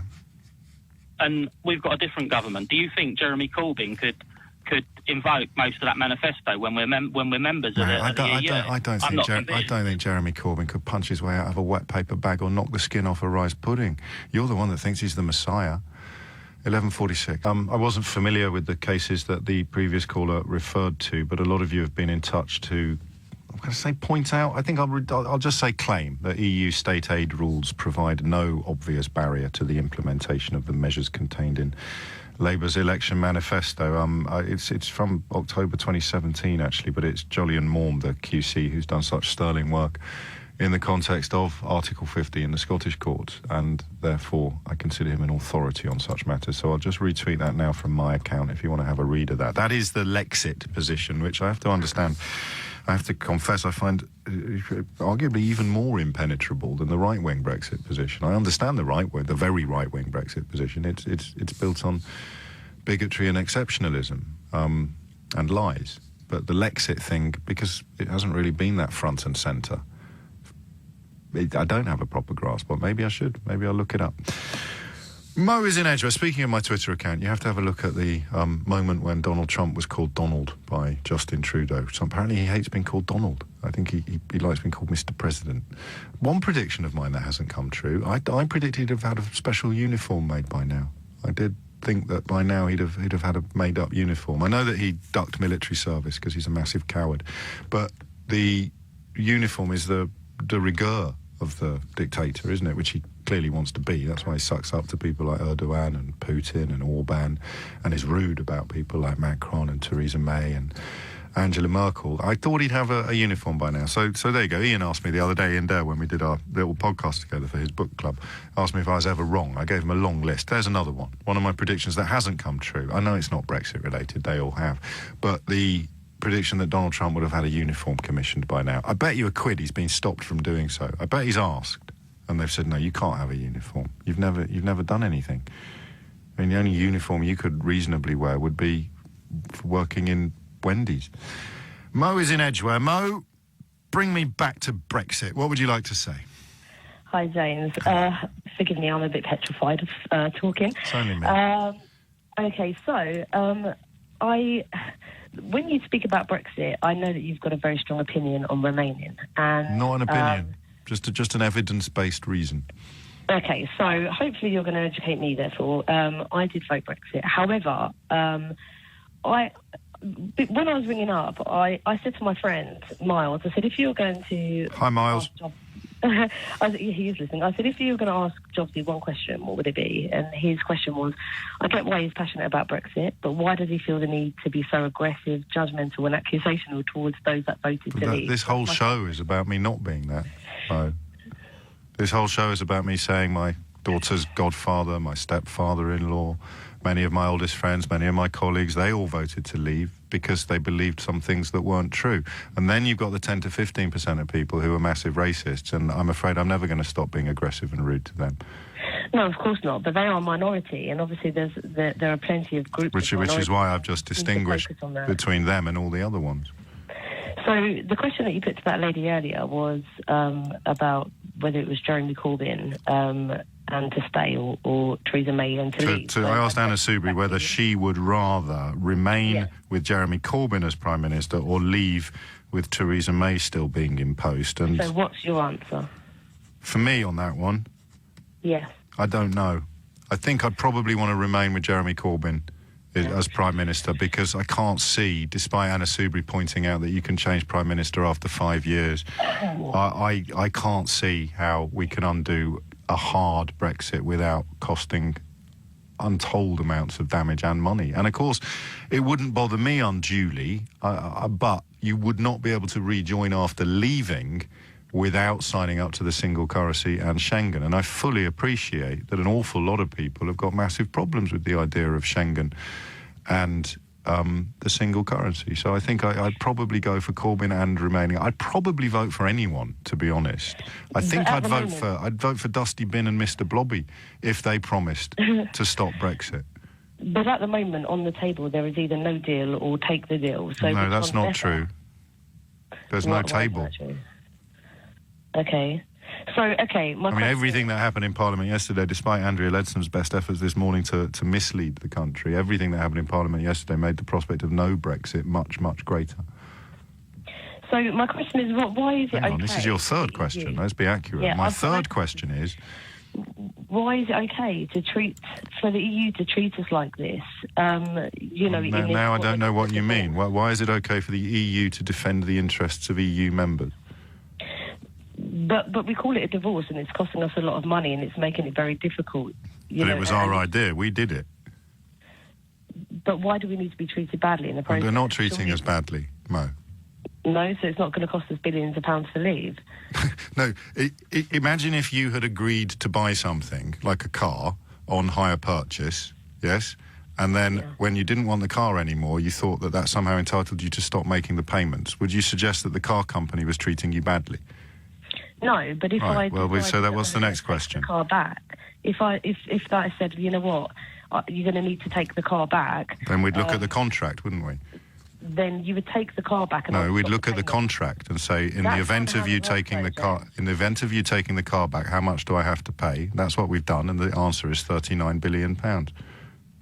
But generally, if you've got a car on hire purchase and you can't make the payments anymore, they take the car back. They don't then come. Yes, but that's not what's happening, is it? I'm not sure you're being entirely in good faith. I'm answering all of your questions very honestly, and either you're not understanding or you're choosing to pretend that you don't understand. The EU is not treating us badly. The EU is defending its interests against a member that wants to leave, and so the requirements and the responsibilities to which we already agreed will have to be met. The extension of the backstop in Northern Ireland to the whole of the United Kingdom, despite the ERG being absolutely enraged by it, is not what the European Union wanted to do. They'd much rather have confined the retention of customs union to the island of Ireland alone, but they've extended it to make life a little bit easier for Theresa May. Would you have a second referendum? Well, of course I would. Yes, I've said that 673,000 times in the last 2 shows alone. Last question, Mo. But the negotiations have been a farce, despite that everyone is going to be against something in there. Just ask me a question. Don't read. So the whole point of the negotiations is that, we come to a compromise. So therefore, no, it isn't, you see. The whole point of the negotiations is that the rules that have been written down for, in some cases, 30 years, in other cases a little less than that, are properly abided by and understood. How bad will it be if we leave? Well, with no deal? Or with the deal that's on the table? With the deal that's on the table, from the point of view of a leaver, it would turn us into precisely the country that they said we were when they told us to leave. We'd be following European Union rules and regulations, despite not having any influence over them. And from the point of view of a Remainer, we'd be surrendering our freedom to live and love and work in 27 other countries in return for economic decline. Okay, thank you, James. Anything else? No, I don't think so. Next time, tell Miles to ring in himself instead of writing down questions for you to ask. He wrote down one. Yeah, I know. It's coming up to 12 o'clock. You're listening to James O'Brien on LBC. Little bit of PMQs, which we'll probably come into live after the news bulletin, and then we'll have a little bit of analysis. We'll find out about the legal advice, which, of course, has now been published. Andrea Leadsam's incredible claim this morning that the government will never ask for legal advice again in case the voters exercise, or at least Parliament exercises its right to see it. That woman, I haven't even had time to play you some of her greatest hits, seeing as she was the one the government sent around to do the interviews this morning. I thought we'd dig out some of the things she's said in the past that completely contradict everything that she's saying today. But that, I guess, complete contradiction on the issue of Brexit is, in many ways, the very essence of Brexit. There'll also be time for you to chip in, and I've still got some astonishing news for you regarding a well-known female celebrity. On your radio, on your phone, and here. Play LBC. Leading Britain's conversation. This is LBC. From Global's newsroom at 12 o'clock, the shadow Brexit secretary says it's unthinkable that the government wanted MPs to vote on Theresa May's deal without seeing the full legal advice. Sir Keir Starmer says he's now reviewed the Attorney General's guidance and that it shows central weaknesses in the deal. It's only being published after the government was found to be in contempt of Parliament. The International Trade Secretary, Liam Fox, says the Commons may attempt to steal Brexit from voters. But former Brexit Secretary Dominic Raab has told LBC we must leave the EU. We need to, as politicians, keep our promises. That's the number one thing when you get elected. You've got to keep your promises. And we all said after the referendum, and indeed when we passed legislation, we would give effect to the referendum. And ultimately, I think there's a smell test here, which is, do you keep your promises? And we've got to do that. And stay with LBC for more analysis through the afternoon as the legal advice is published in full. The London Mayor has told LBC unless the government increases funding for the Met Police, he can't promise Londoners they'll be safer with fewer officers. Sadiq Khan met the Home Secretary Sajid Javid yesterday to lobby for an improved funding settlement. He says the number of officers in the Met could fall to levels not seen since 2002. The reality is, in the last 2 years, I've raised council tax the maximum I'm allowed to do. I've also invested monies from business rates in our policing. But if the government's announcement this week is simply us being allowed to raise more council tax, it won't help. Around 90 suspected Italian mafia members have been arrested across 4 European countries. Authorities have carried out coordinated early morning raids in Germany, Italy, Belgium and the Netherlands. Ryanair is being taken to court by the airline regulator over its refusal to give compensation to some passengers. The airline maintains recent strike action counted as extraordinary circumstances and that customers therefore aren't eligible, but the Civil Aviation Authority disagrees. 11 people have been arrested after police were called to fans destroying a football stadium during a local derby. Seats were ripped out, windows smashed and toilets broken at Vale Park in Staffordshire after Port Vale's under-21s beat Stoke City 4-0 last night. And Southampton have just announced the appointment of Ralph Hasenhüttl as their new manager. He replaces Mark Hughes, who was sacked earlier this week. I'm not quite sure that was the PMQs I was expecting, so I thought we'd have gone in on the legal advice or more Brexity stuff, so we'll pause it there, catch up with Theo imminently. We may extend Theo time this week to bring in the publication of this legal advice, but no one's going to be able to have read it yet. And to be honest with you, even if you've got time to read it, if you could, they used to do speed reading at my school. Did you ever do a speed reading course? It's really helpful. You get the information in. You're not going to appreciate the lyrical beauty of the writing, so I wouldn't want anyone to speed read my book. But the information contained within can be absorbed at triple quick speed. So that's the problem. I presume you need to be a lawyer to read this legal advice. No doubt Nadine Dorries is already way across it and offering up expert opinion on what it actually contains. You see her yesterday in the House of Commons, apparently under the impression that the Attorney General was a civil servant rather than a politician. Bless her little cotton socks. You'd think there'd come a point when an Andrew Bridgen or a Nadine Dorries kind of thought, do you know what, I think I'm just going to sit here and take notes today. And then I'm going to go home and see if I can work out what's happened, rather than thinking, I know what this debate needs. It needs me to stand up and advertise once again that I understand nothing. And I say that not to be funny, peculiar or ha-ha, but to just excuse and explain why I get so many callers who don't understand. Why should they feel any need to come to a better understanding of things when there are parliamentary representatives right up to the cabinet level who don't understand anything either? Dominic Raab today calling for no deal or saying we'll go back to Brussels and play tough. Mate, you were the Brexit secretary. That's the actual job. And if you want a kind of epitaph for that hard Brexit, I'm not suggesting it's dead, but if it does turn out to wither on the vine, there was pictures of David Davis and Dominic Raab on stage at an awards event organised by The Spectator magazine, published, of course, by the scrupulously impartial BBC politics presenter Andrew Neil, and a very, very pro-Brexit magazine. They gave an award for Resignation of the Year, and they thought it would be hilarious to give it to both of them. So they both turned up on the stage giggling, having both had an opportunity to keep a hand on the tiller of Brexit and both deciding instead to take their hands off the tiller after realising that what they'd promised was impossible and retiring to the wings, where they continue to claim that what they promised is possible, despite having between them spent pretty much the entire duration of Theresa May's premiership having key responsibility for Brexit. Oh, they were sabotaged. It was all taken away from... Yeah, of course it was. Mate, Davis did 4 hours. 4 hours work, swanning around the place with an empty briefcase. He's like a sort of suburban husband who's been fired but can't tell his wife yet, who leaves the house every morning, pretends he's going to the office, sits in the park talking to pigeons.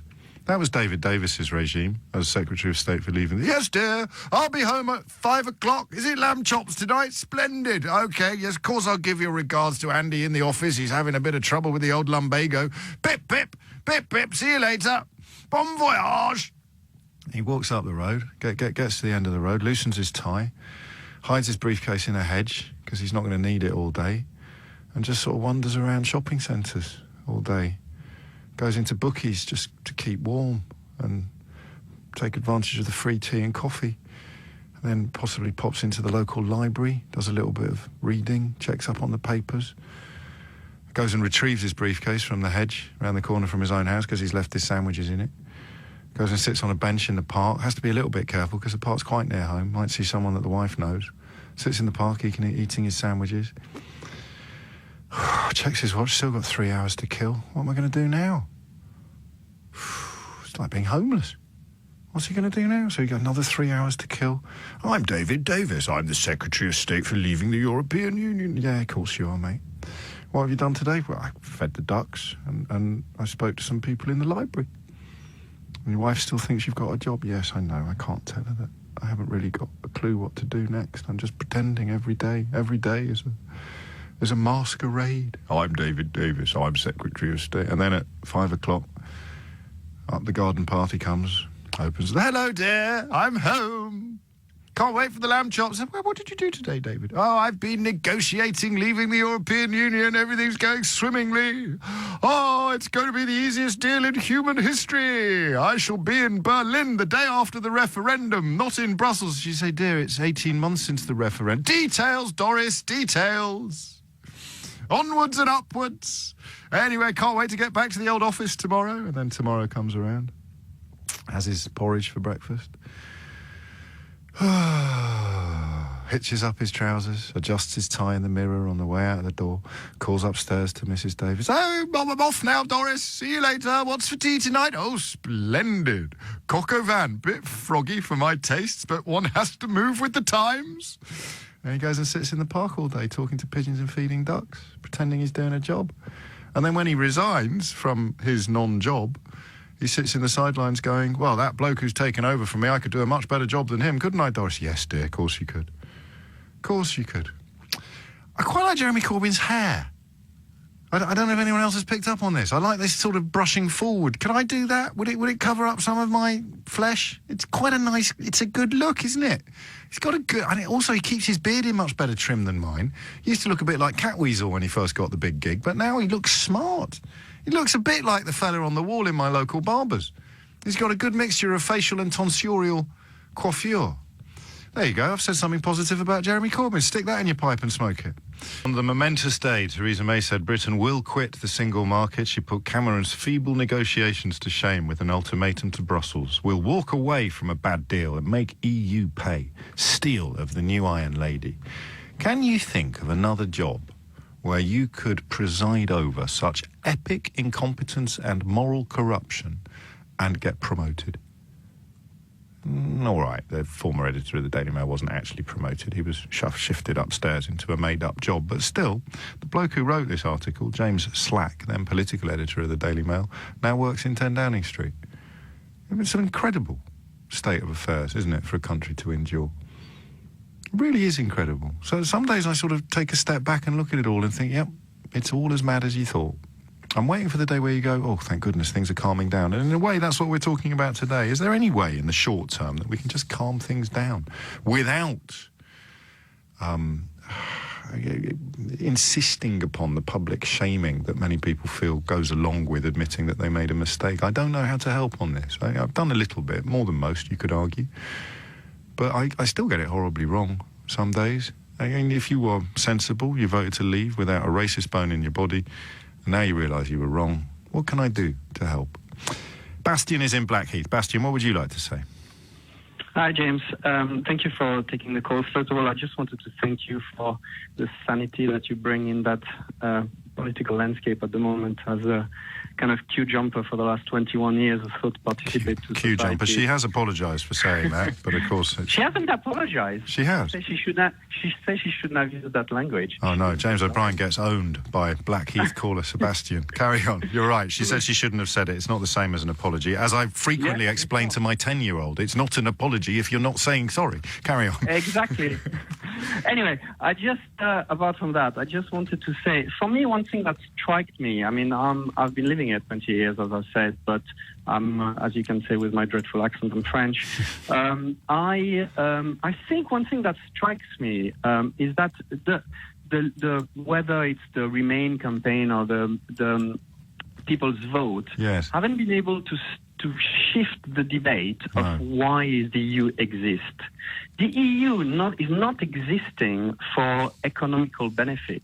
It exists because it's an idea of peace, it's an idea of cooperation, it's an idea of working together to prevent the catastrophe that have existed over the last 150 or 200 years. Well, I know that you're right, but I do need at this point to remind you that what happened when they tried to do that was that Boris Johnson accused David Cameron of saying that World War III would start if we left. So the exaggeration, the manipulation and the lie is always, in the short term, stronger than the truth. Yeah, it is. But yes, it is and it isn't. I mean, I think you're right in the fact that you've got to fight with facts. But I think what they haven't done, and they're still not doing, is recreating a narrative that sits aside that argument. Yes. Don't enter in those arguments, but work. Yeah, no, you're right, actually, aren't you? Yes, work with the best advertising agency, find actors, find people, and recreate the story of what the EU is about. The EU is not about just making deal, making business. And by the way, as you pointed very often, the one who's the country who's been the most aggressive and libertarian about the economy has been the UK in that environment. So it's a. But this is the old ghost train speak your weight machine analogy. So Boris Johnson says, who says we're going to start World War III? And what they should have done is just take the fight to them every single time. Show me where David Cameron said that. But this is a failure of journalism, Bastian, and this is where I don't know what to say, because I've got 3 hours a day to started. Yeah, but how can Boris Johnson be interviewed by anyone who doesn't point out the catalogue of lies and calumnies that he's already told? So he's allowed to start afresh every time he walks into a studio. Every time these people appear on panel shows, they're allowed to start afresh. They should begin with a 5-minute exculpation and admission of previous errors. Otherwise, it's a pointless exercise. The whole debate is pointless if proven liars are not required to admit their lies before they start spouting more nonsense. Yes, but James, I mean, listen to Dominic Raab this morning shouting on TV that he needs to keep his promises, and that means no deal. It's just, and nobody picks it up. But this is why you can't win that argument in the debate with the landscape. I mean, your colleague, Ian, I can't say, yesterday was on Newsnight saying the televised media are vastly remain. They're not. The BBC is doing an horrendous job. So I just think you've got to take that debate outside of the media that you can't rely on. If you but how do you do that when most people get their information and their guidance from the media? Yeah, but we know that a huge amount of the... Because if you don't do it in the mainstream, they're going to go online. And if you think that the mainstream media is a little bit... getting things a little bit wrong at the moment, wait until you pile in on the... But where you're right, James, is you don't need to convince the 52%. You need to convince you call it the 10 to 15% of people that are the racist. I think you quite. I mean, they're the same 15 to 20%, I would say, actually, that vote for the National Front in France. Yes. I do remember in 2002 being giving a really hard time about Le Pen. That would never arrive here. And I was really? Well, I think there is an underlying of 10 to 15% to sometimes 20, depending on the leader that are... Oh, and listen, give me an economic crisis and a refugee crisis, and I can double it for you. But the 10 to 15% are the ones that would be there in the absence of the economic crisis and the refugee crisis. Exactly. So if you target the kind of 20% of people that voted for a different ideal, which is not linked to immigration, which... Don't get me started on Theresa May, who's just basically feel incredibly comfortable with that battling horse, right, of xenophobic immigration, which is always she is very comfortable anyway. with it, isn't she? There's a story today that we haven't had time to talk about the 4 years in which her Home Office presided over the persecution of Windrush people because they got caught up in the pursuit of illegal immigrants, and she must have known what was going on. 100%. The trucks that she sent to send bracket illegal immigrant away. But anyway, just you need to target the 10, 15, 20% of those people. How do you tell them the real story? You can't rely on the media. Work with the best advertising agency in the UK, in the world. The Remain. If there's another vote, the Remain campaign is going to have to pull its socks up and employ perhaps some of the tactics of the prize fighter, or the wielder of the sledgehammer rather than the scalpel, because the devil has all the best tunes. So sometimes you got to borrow the tune, but sing it to different words. There is another alternative, Bastian, that's come in via an unsigned text. So I mean, you make some very good suggestions. Here is an alternative view, because you know me, I'm all about balance. My correspondent writes, James, what you can do is shut your mouth about the people you think got it wrong in voting for Brexit and stop acting smug when you yourself are also making an, can I say arse on the radio? Of yourself by backing Theresa May and her delusions. So there's someone who's listened to the same radio programme as you and thinks that I'm a fan of Theresa May's Brexit deal. How do you reach out to someone like that? But that's my point. I don't think you need to reach out to everyone, because I don't think you can convince everyone. And you can't undo 30 or 40 years of life. I'm not going to give up until I've got 100% approval ratings. That's very noble of you. Welcome to North Korea Radio with me, Kim Jong-James. But I do think, though, that by the way, Theresa May she was on, look at how she brushed the UN report aside by alternative facts. That's the reality. She's used Donald Trump techniques to just put her agenda forward. I think it's completely genuine for a campaign that wants to remain, that use fact to create a narrative that is about fact. But it's true. Why does Europe exist and its success?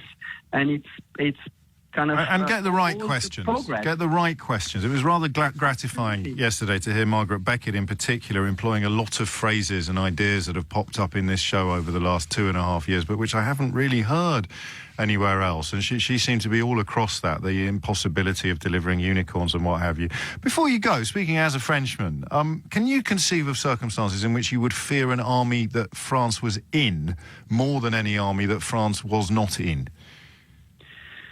But it's just, again, that just to me, the preposterous a problem. I mean, in today's world, why would unity, working together with, by the way, they are already, just spend your money thoughtfully and just created something together that works together worse than just spending more money on weaker army individuals. I just don't understand it. No, well, I mean, you're not alone. And finally, does the French media come close to the portrayal of the European Union as somehow an enemy of France that the British media has finessed? No, but I think, don't get me wrong, I mean, look Italy, look France, they do have their grind with Europe. I know they do. I think fundamentally, the French and most of the continental European have an idea and an understanding through their education, through how we learn about Europe at school, which is different. The Europe's been created at the back of wars of people just wanted to come together. By the way, it comes with economical benefits. By the way, it comes with that. But fundamentally, is the picture, the very famous picture of Mitterrand and Kohl holding hands together. Yes, and that's probably what people have. So they've got their grind about cheese and agriculture and all sort of rubbish. But fundamentally, and just one thing, James, which I thought was incredibly telling, when the world was in Paris to celebrate the 100th anniversary of the end of the First World War, no British representative were there. That can't be true. That can't be true. Well, it's been... Do you mean the one where Donald Trump stayed away because of the rain? Yeah. There must have been a Brit. Well, I'll check, but I mean, I'm not. I'd be stunned. I thought they sent some second-rated minister or whatever. You had on this platform. Was Theresa May not? I can't keep everything in my head at the same time. She was here. Are you sure? She was here. I'm 100% sure. I was watching it online with my 9-year-old boy. Yes. Who the first thing he said is, "Where is Theresa May?" Putin was there. Donald Trump was there. Trudeau was there. You had all the celebrating the collaboration of winning. Obviously, Merkel was there. No British representative. I tell you what, the French media picked up on it. Okay. And I think I'll have to. I mean that.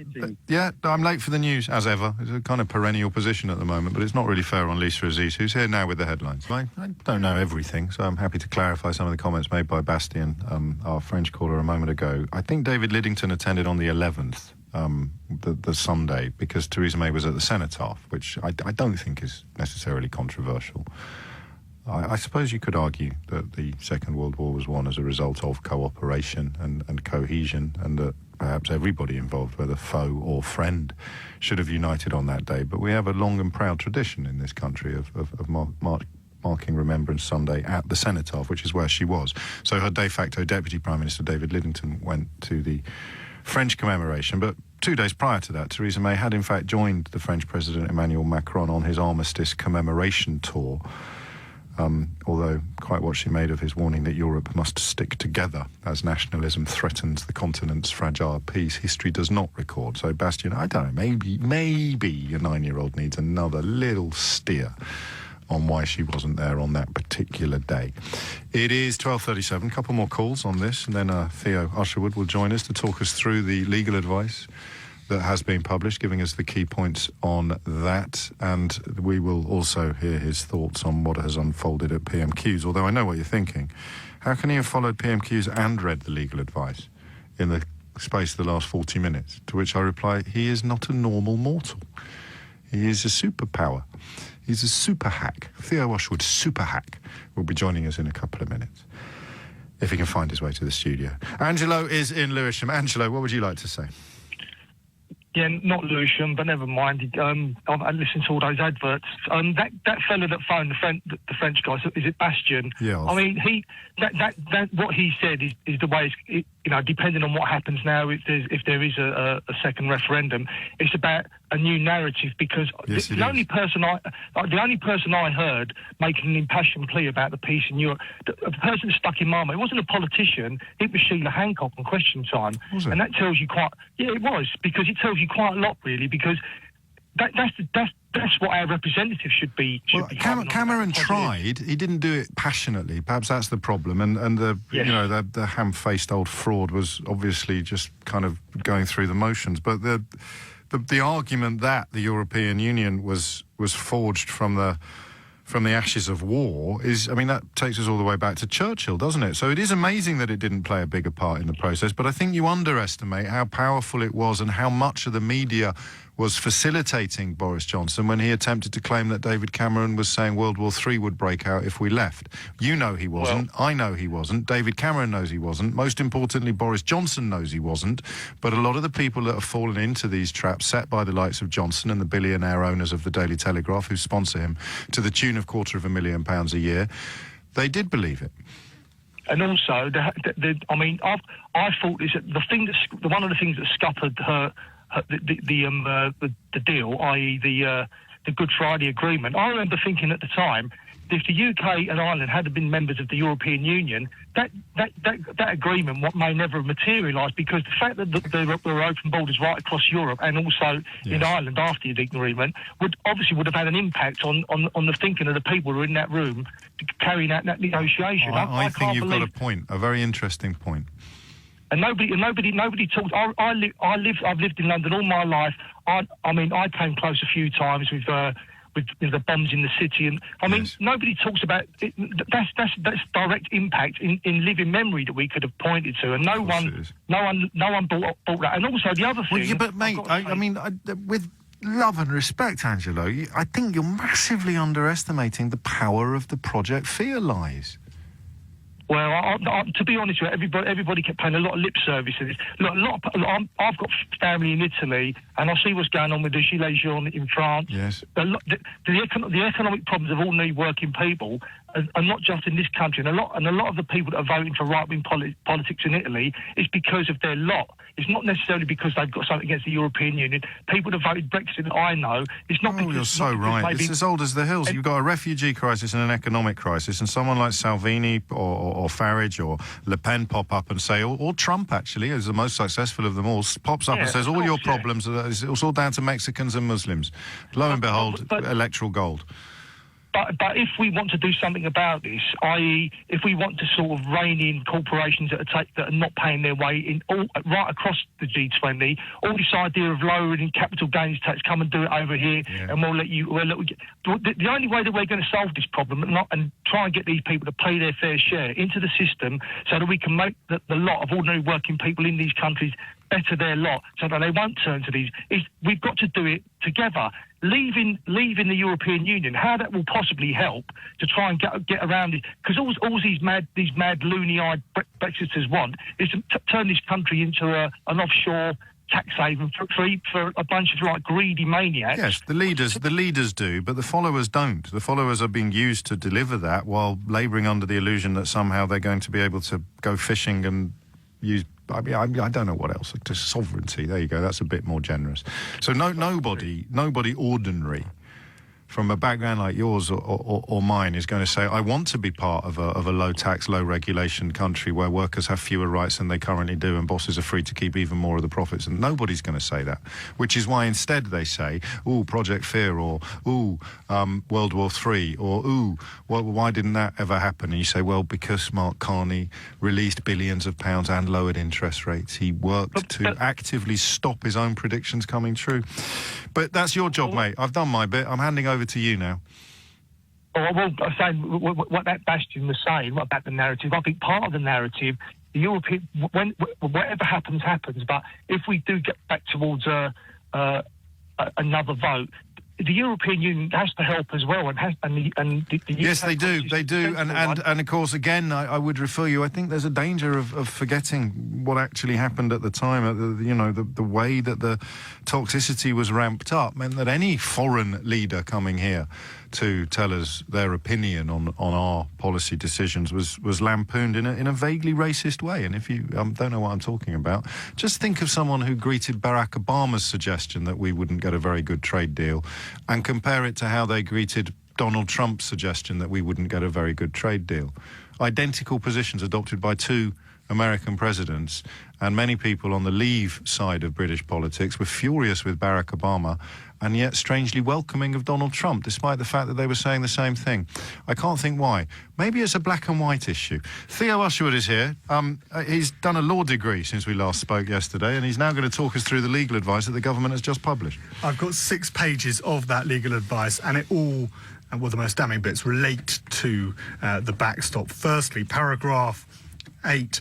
The implications of Northern Ireland remaining in the single market for goods while GB, Great Britain, not, is that for the regulatory purposes, GB is essentially treated as a third country by Northern Ireland for goods passing from Great Britain into Northern Ireland. Nigel Dodds from the DUP, of course, whom the Conservatives rely on for a majority in the House of Commons, has described that as devastating. And of course this will mean, well, the DUP was never going to vote for the deal, but if there was any chance, that simply isn't going to happen now. You might want to know, or your listeners might want to know, when we're going to come out of the backstop. According to international law, it's going to endure indefinitely until a superseding agreement takes its place. But you know what I'm going to say. Oh no, we already knew all this. But yes, I mean, this is where I genuinely find it baffling. It's both established and obvious, and yet they wouldn't publish it because there are still so many people in denial, or the language. The language? The language is different. The language between this and what was published by Geoffrey Cox earlier. Yes, okay. So the strength of the position, in a way. This is. Should we move on to the next one? In the absence of a right of termination of the backstop, there's a legal risk that the United Kingdom might become subject to protracted and repeating rounds of negotiations. This risk must be weighed against the political and economic imperative of on both sides to reach an agreement that constitutes a politically stable and permanent basis for their future relationship. This is a political decision for the government. Yes. So in other words, unless Theresa May or whoever is Prime Minister can find a solution, we're just going to go round and round and round in negotiations trying to ask for something that European Union... A solution to the border. To the border. The British because that's border what keeps us... So we need to explain how it can sustain the terms of the Good Friday Agreement without involving infrastructure. A hard border, checks. That's it. Yes. We haven't moved an inch. Since the first day of the Irish, since I stood on the seafront in Wells next to the sea and said to a charming old codger in puce trousers and a Panama hat, what's going to happen in Ireland? And he said, oh, don't worry about Ireland, everything will be fine. Yeah, no, we haven't moved on. We haven't moved on at all. What has moved on, of course, is... Had nice fish and chips that day. Wasn't it completely wasted? What has moved on, of course, is the votes yesterday in reaction to it. Liam Fox, he's the International Trade Secretary, he's been before MPs, and he's warned about members of Parliament stealing Brexit. Is Brexit going as well as you imagined? Ask me next Tuesday, Chairman. And what will that be dependent on next Tuesday? What we vote in the House of Commons. And which vote do you want? I want the government's deal to go through. Very, very interesting. You said in the first February 2017... Just to clarify that answer, I think that there is, as I have written recently, a real danger that the House of Commons, which has a natural Remain majority, may attempt to steal Brexit from the British people, which I think would be a democratic affront.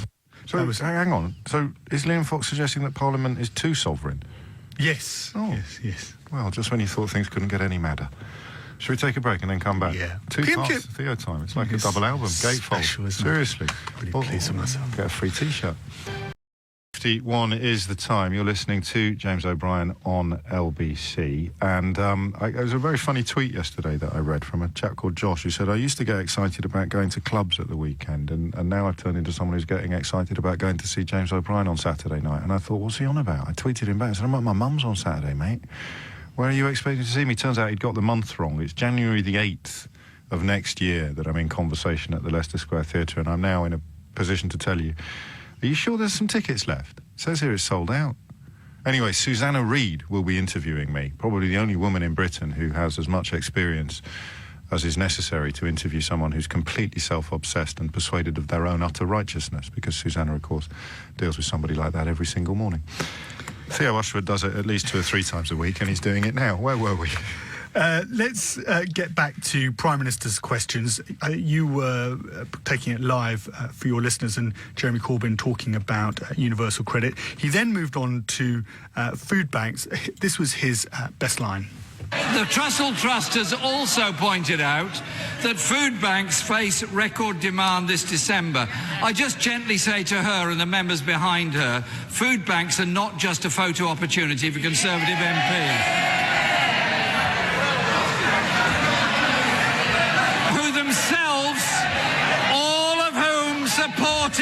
All of whom supported the cuts in benefit that have led to the poverty in this country.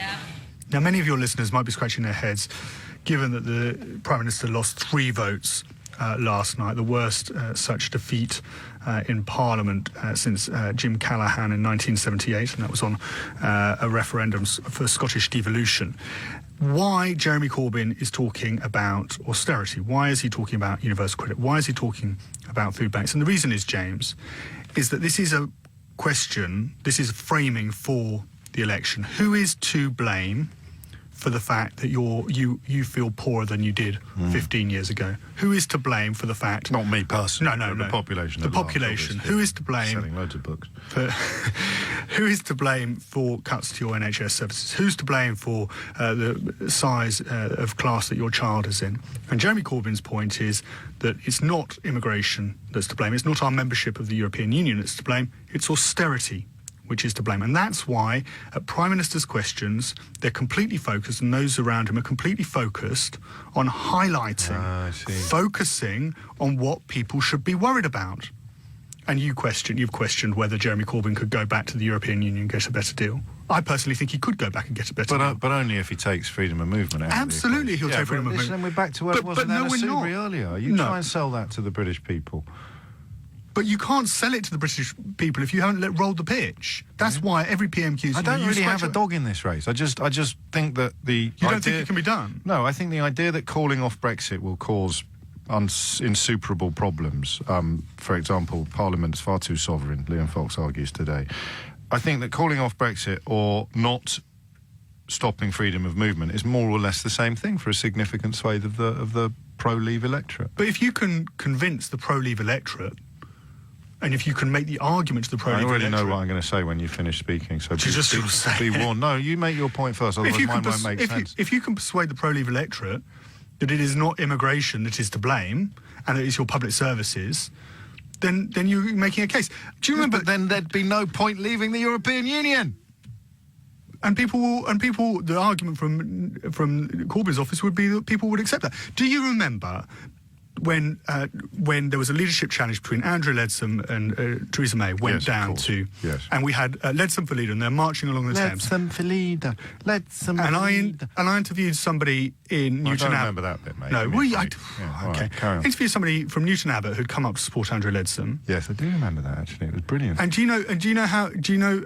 You do remember that? I do remember that. And he was worried about immigration. He was worried about the Chinese shopper, Chinese takeaway in Newton Abbot, in Devon. And he was worried about all the foreign kids taking his grandchildren's places, but he couldn't... didn't name any. No. Do you know what the white population down in Newton Abbot was in 2016? About the same as Clacton, where Douglas Carswell used to claim... 96.4%. It's almost exactly the same as Clacton, where Douglas Carswell... Do you remember Douglas Carswell? Yes, I do. Who used to claim that. And do you remember... What's the fella's name who had the massive picket the other day? Patrick O'Flynn. Yes. He's left UKIP. He's left UKIP now after his massive picket with 2 people turning up. So my point is... The crucial point is that Newton Abbot is a very poor and deprived part of the country, so they look around exactly as you're saying. I'm agreeing with you. Don't look so surprised. They look around and they feel abandoned and aggrieved, and then the snake oil salesmen come along and give them a scapegoat to blame. And you're right, Corbyn perhaps is calling this one right. We shall only see, and we'll only see if there's a general election. He then went on with a follow-up. Mate, wait. Ace has been in touch. I think Theo Ushwood has just explained how Corbyn could be both a Eurosceptic and a Remainer. It finally makes sense. There we go. I aim to please. When the UN rapporteur said British compassion for those who are suffering has been replaced by a punitive, mean-spirited and callous approach, he couldn't have summed up this contemptible government any better. Child poverty is rising. Homelessness rising. Destitution rising. Household debt rising. When will the Prime Minister turn her warm words into action, end the benefit freeze, repeal the bedroom tax, scrap the 2-child cap and halt the rollout of universal credit? Prime Minister! The right honourable gentleman referred to the poorest losing out. I'll tell him when the poorest lose out. It's when a Labour government comes in. Theresa May there referring to the 2008 financial crash. Ian Blackford, the leader of the SNP in Westminster, did in fact ask about why the Prime Minister, in his view, had tried to conceal the evidence, the advice from the Attorney General. We were promised strong and stable. What we have is a government in crisis. A government that has lost 2 Brexit secretaries, a Home Secretary, a Foreign Secretary, a Work and Pension Secretary. A government that has suffered from 3 consecutive defeats in just 2 hours. The first government to do so, Mr. Speaker, in 40 years. And now a government found to be in contempt of Parliament. Is it time that the Prime Minister took responsibility? A responsibility for concealing the facts on her Brexit deal from members in this House and the public. Will she take responsibility? Prime Minister. He's absolutely wrong about that. We have not concealed the facts on the Brexit deal from members of this House. What he will see is that the legal position that was set out on Monday in the 34-page document, together with the statement made and the answers to questions given by the Attorney General on Monday, very clearly set out the legal position. The Prime Minister does have a point with that. The difference between this document, the 6 pages of actual advice the Attorney General gave to the Prime Minister, and the documents on Monday are similar. It's just the language that's used. Much more devastating today. First class work. I hope that was okay. Yeah, no, it was better than okay. Didn't you think, Sheila? Marvellous. He's coming along beautifully, isn't he, the boy Usherwood? I'm so impressed. The poor man. Poor man. Really good. Although we had it... You can tell he's getting a lot of love on Twitter because I get a bit defensive and protective of status. No, I had a light bulb moment with you the other day, didn't I, Theo, about the things that might happen if the deal is voted down, which it probably will be. Yeah. It's a very helpful moment. Thank you, Theo. Right. He's doing great work, and there is a lot of gratitude for the work that you're doing, Theo. You know, you may not see all of it yourself, but it's there and it's considerable. It's just gone 1 o'clock. Normal service will be resumed tomorrow, and I'll be incredibly rude to Usherwood for the duration of the program. Head down the toilet time, isn't it? Oh no! Is it my turn now? Yes, it's my turn now.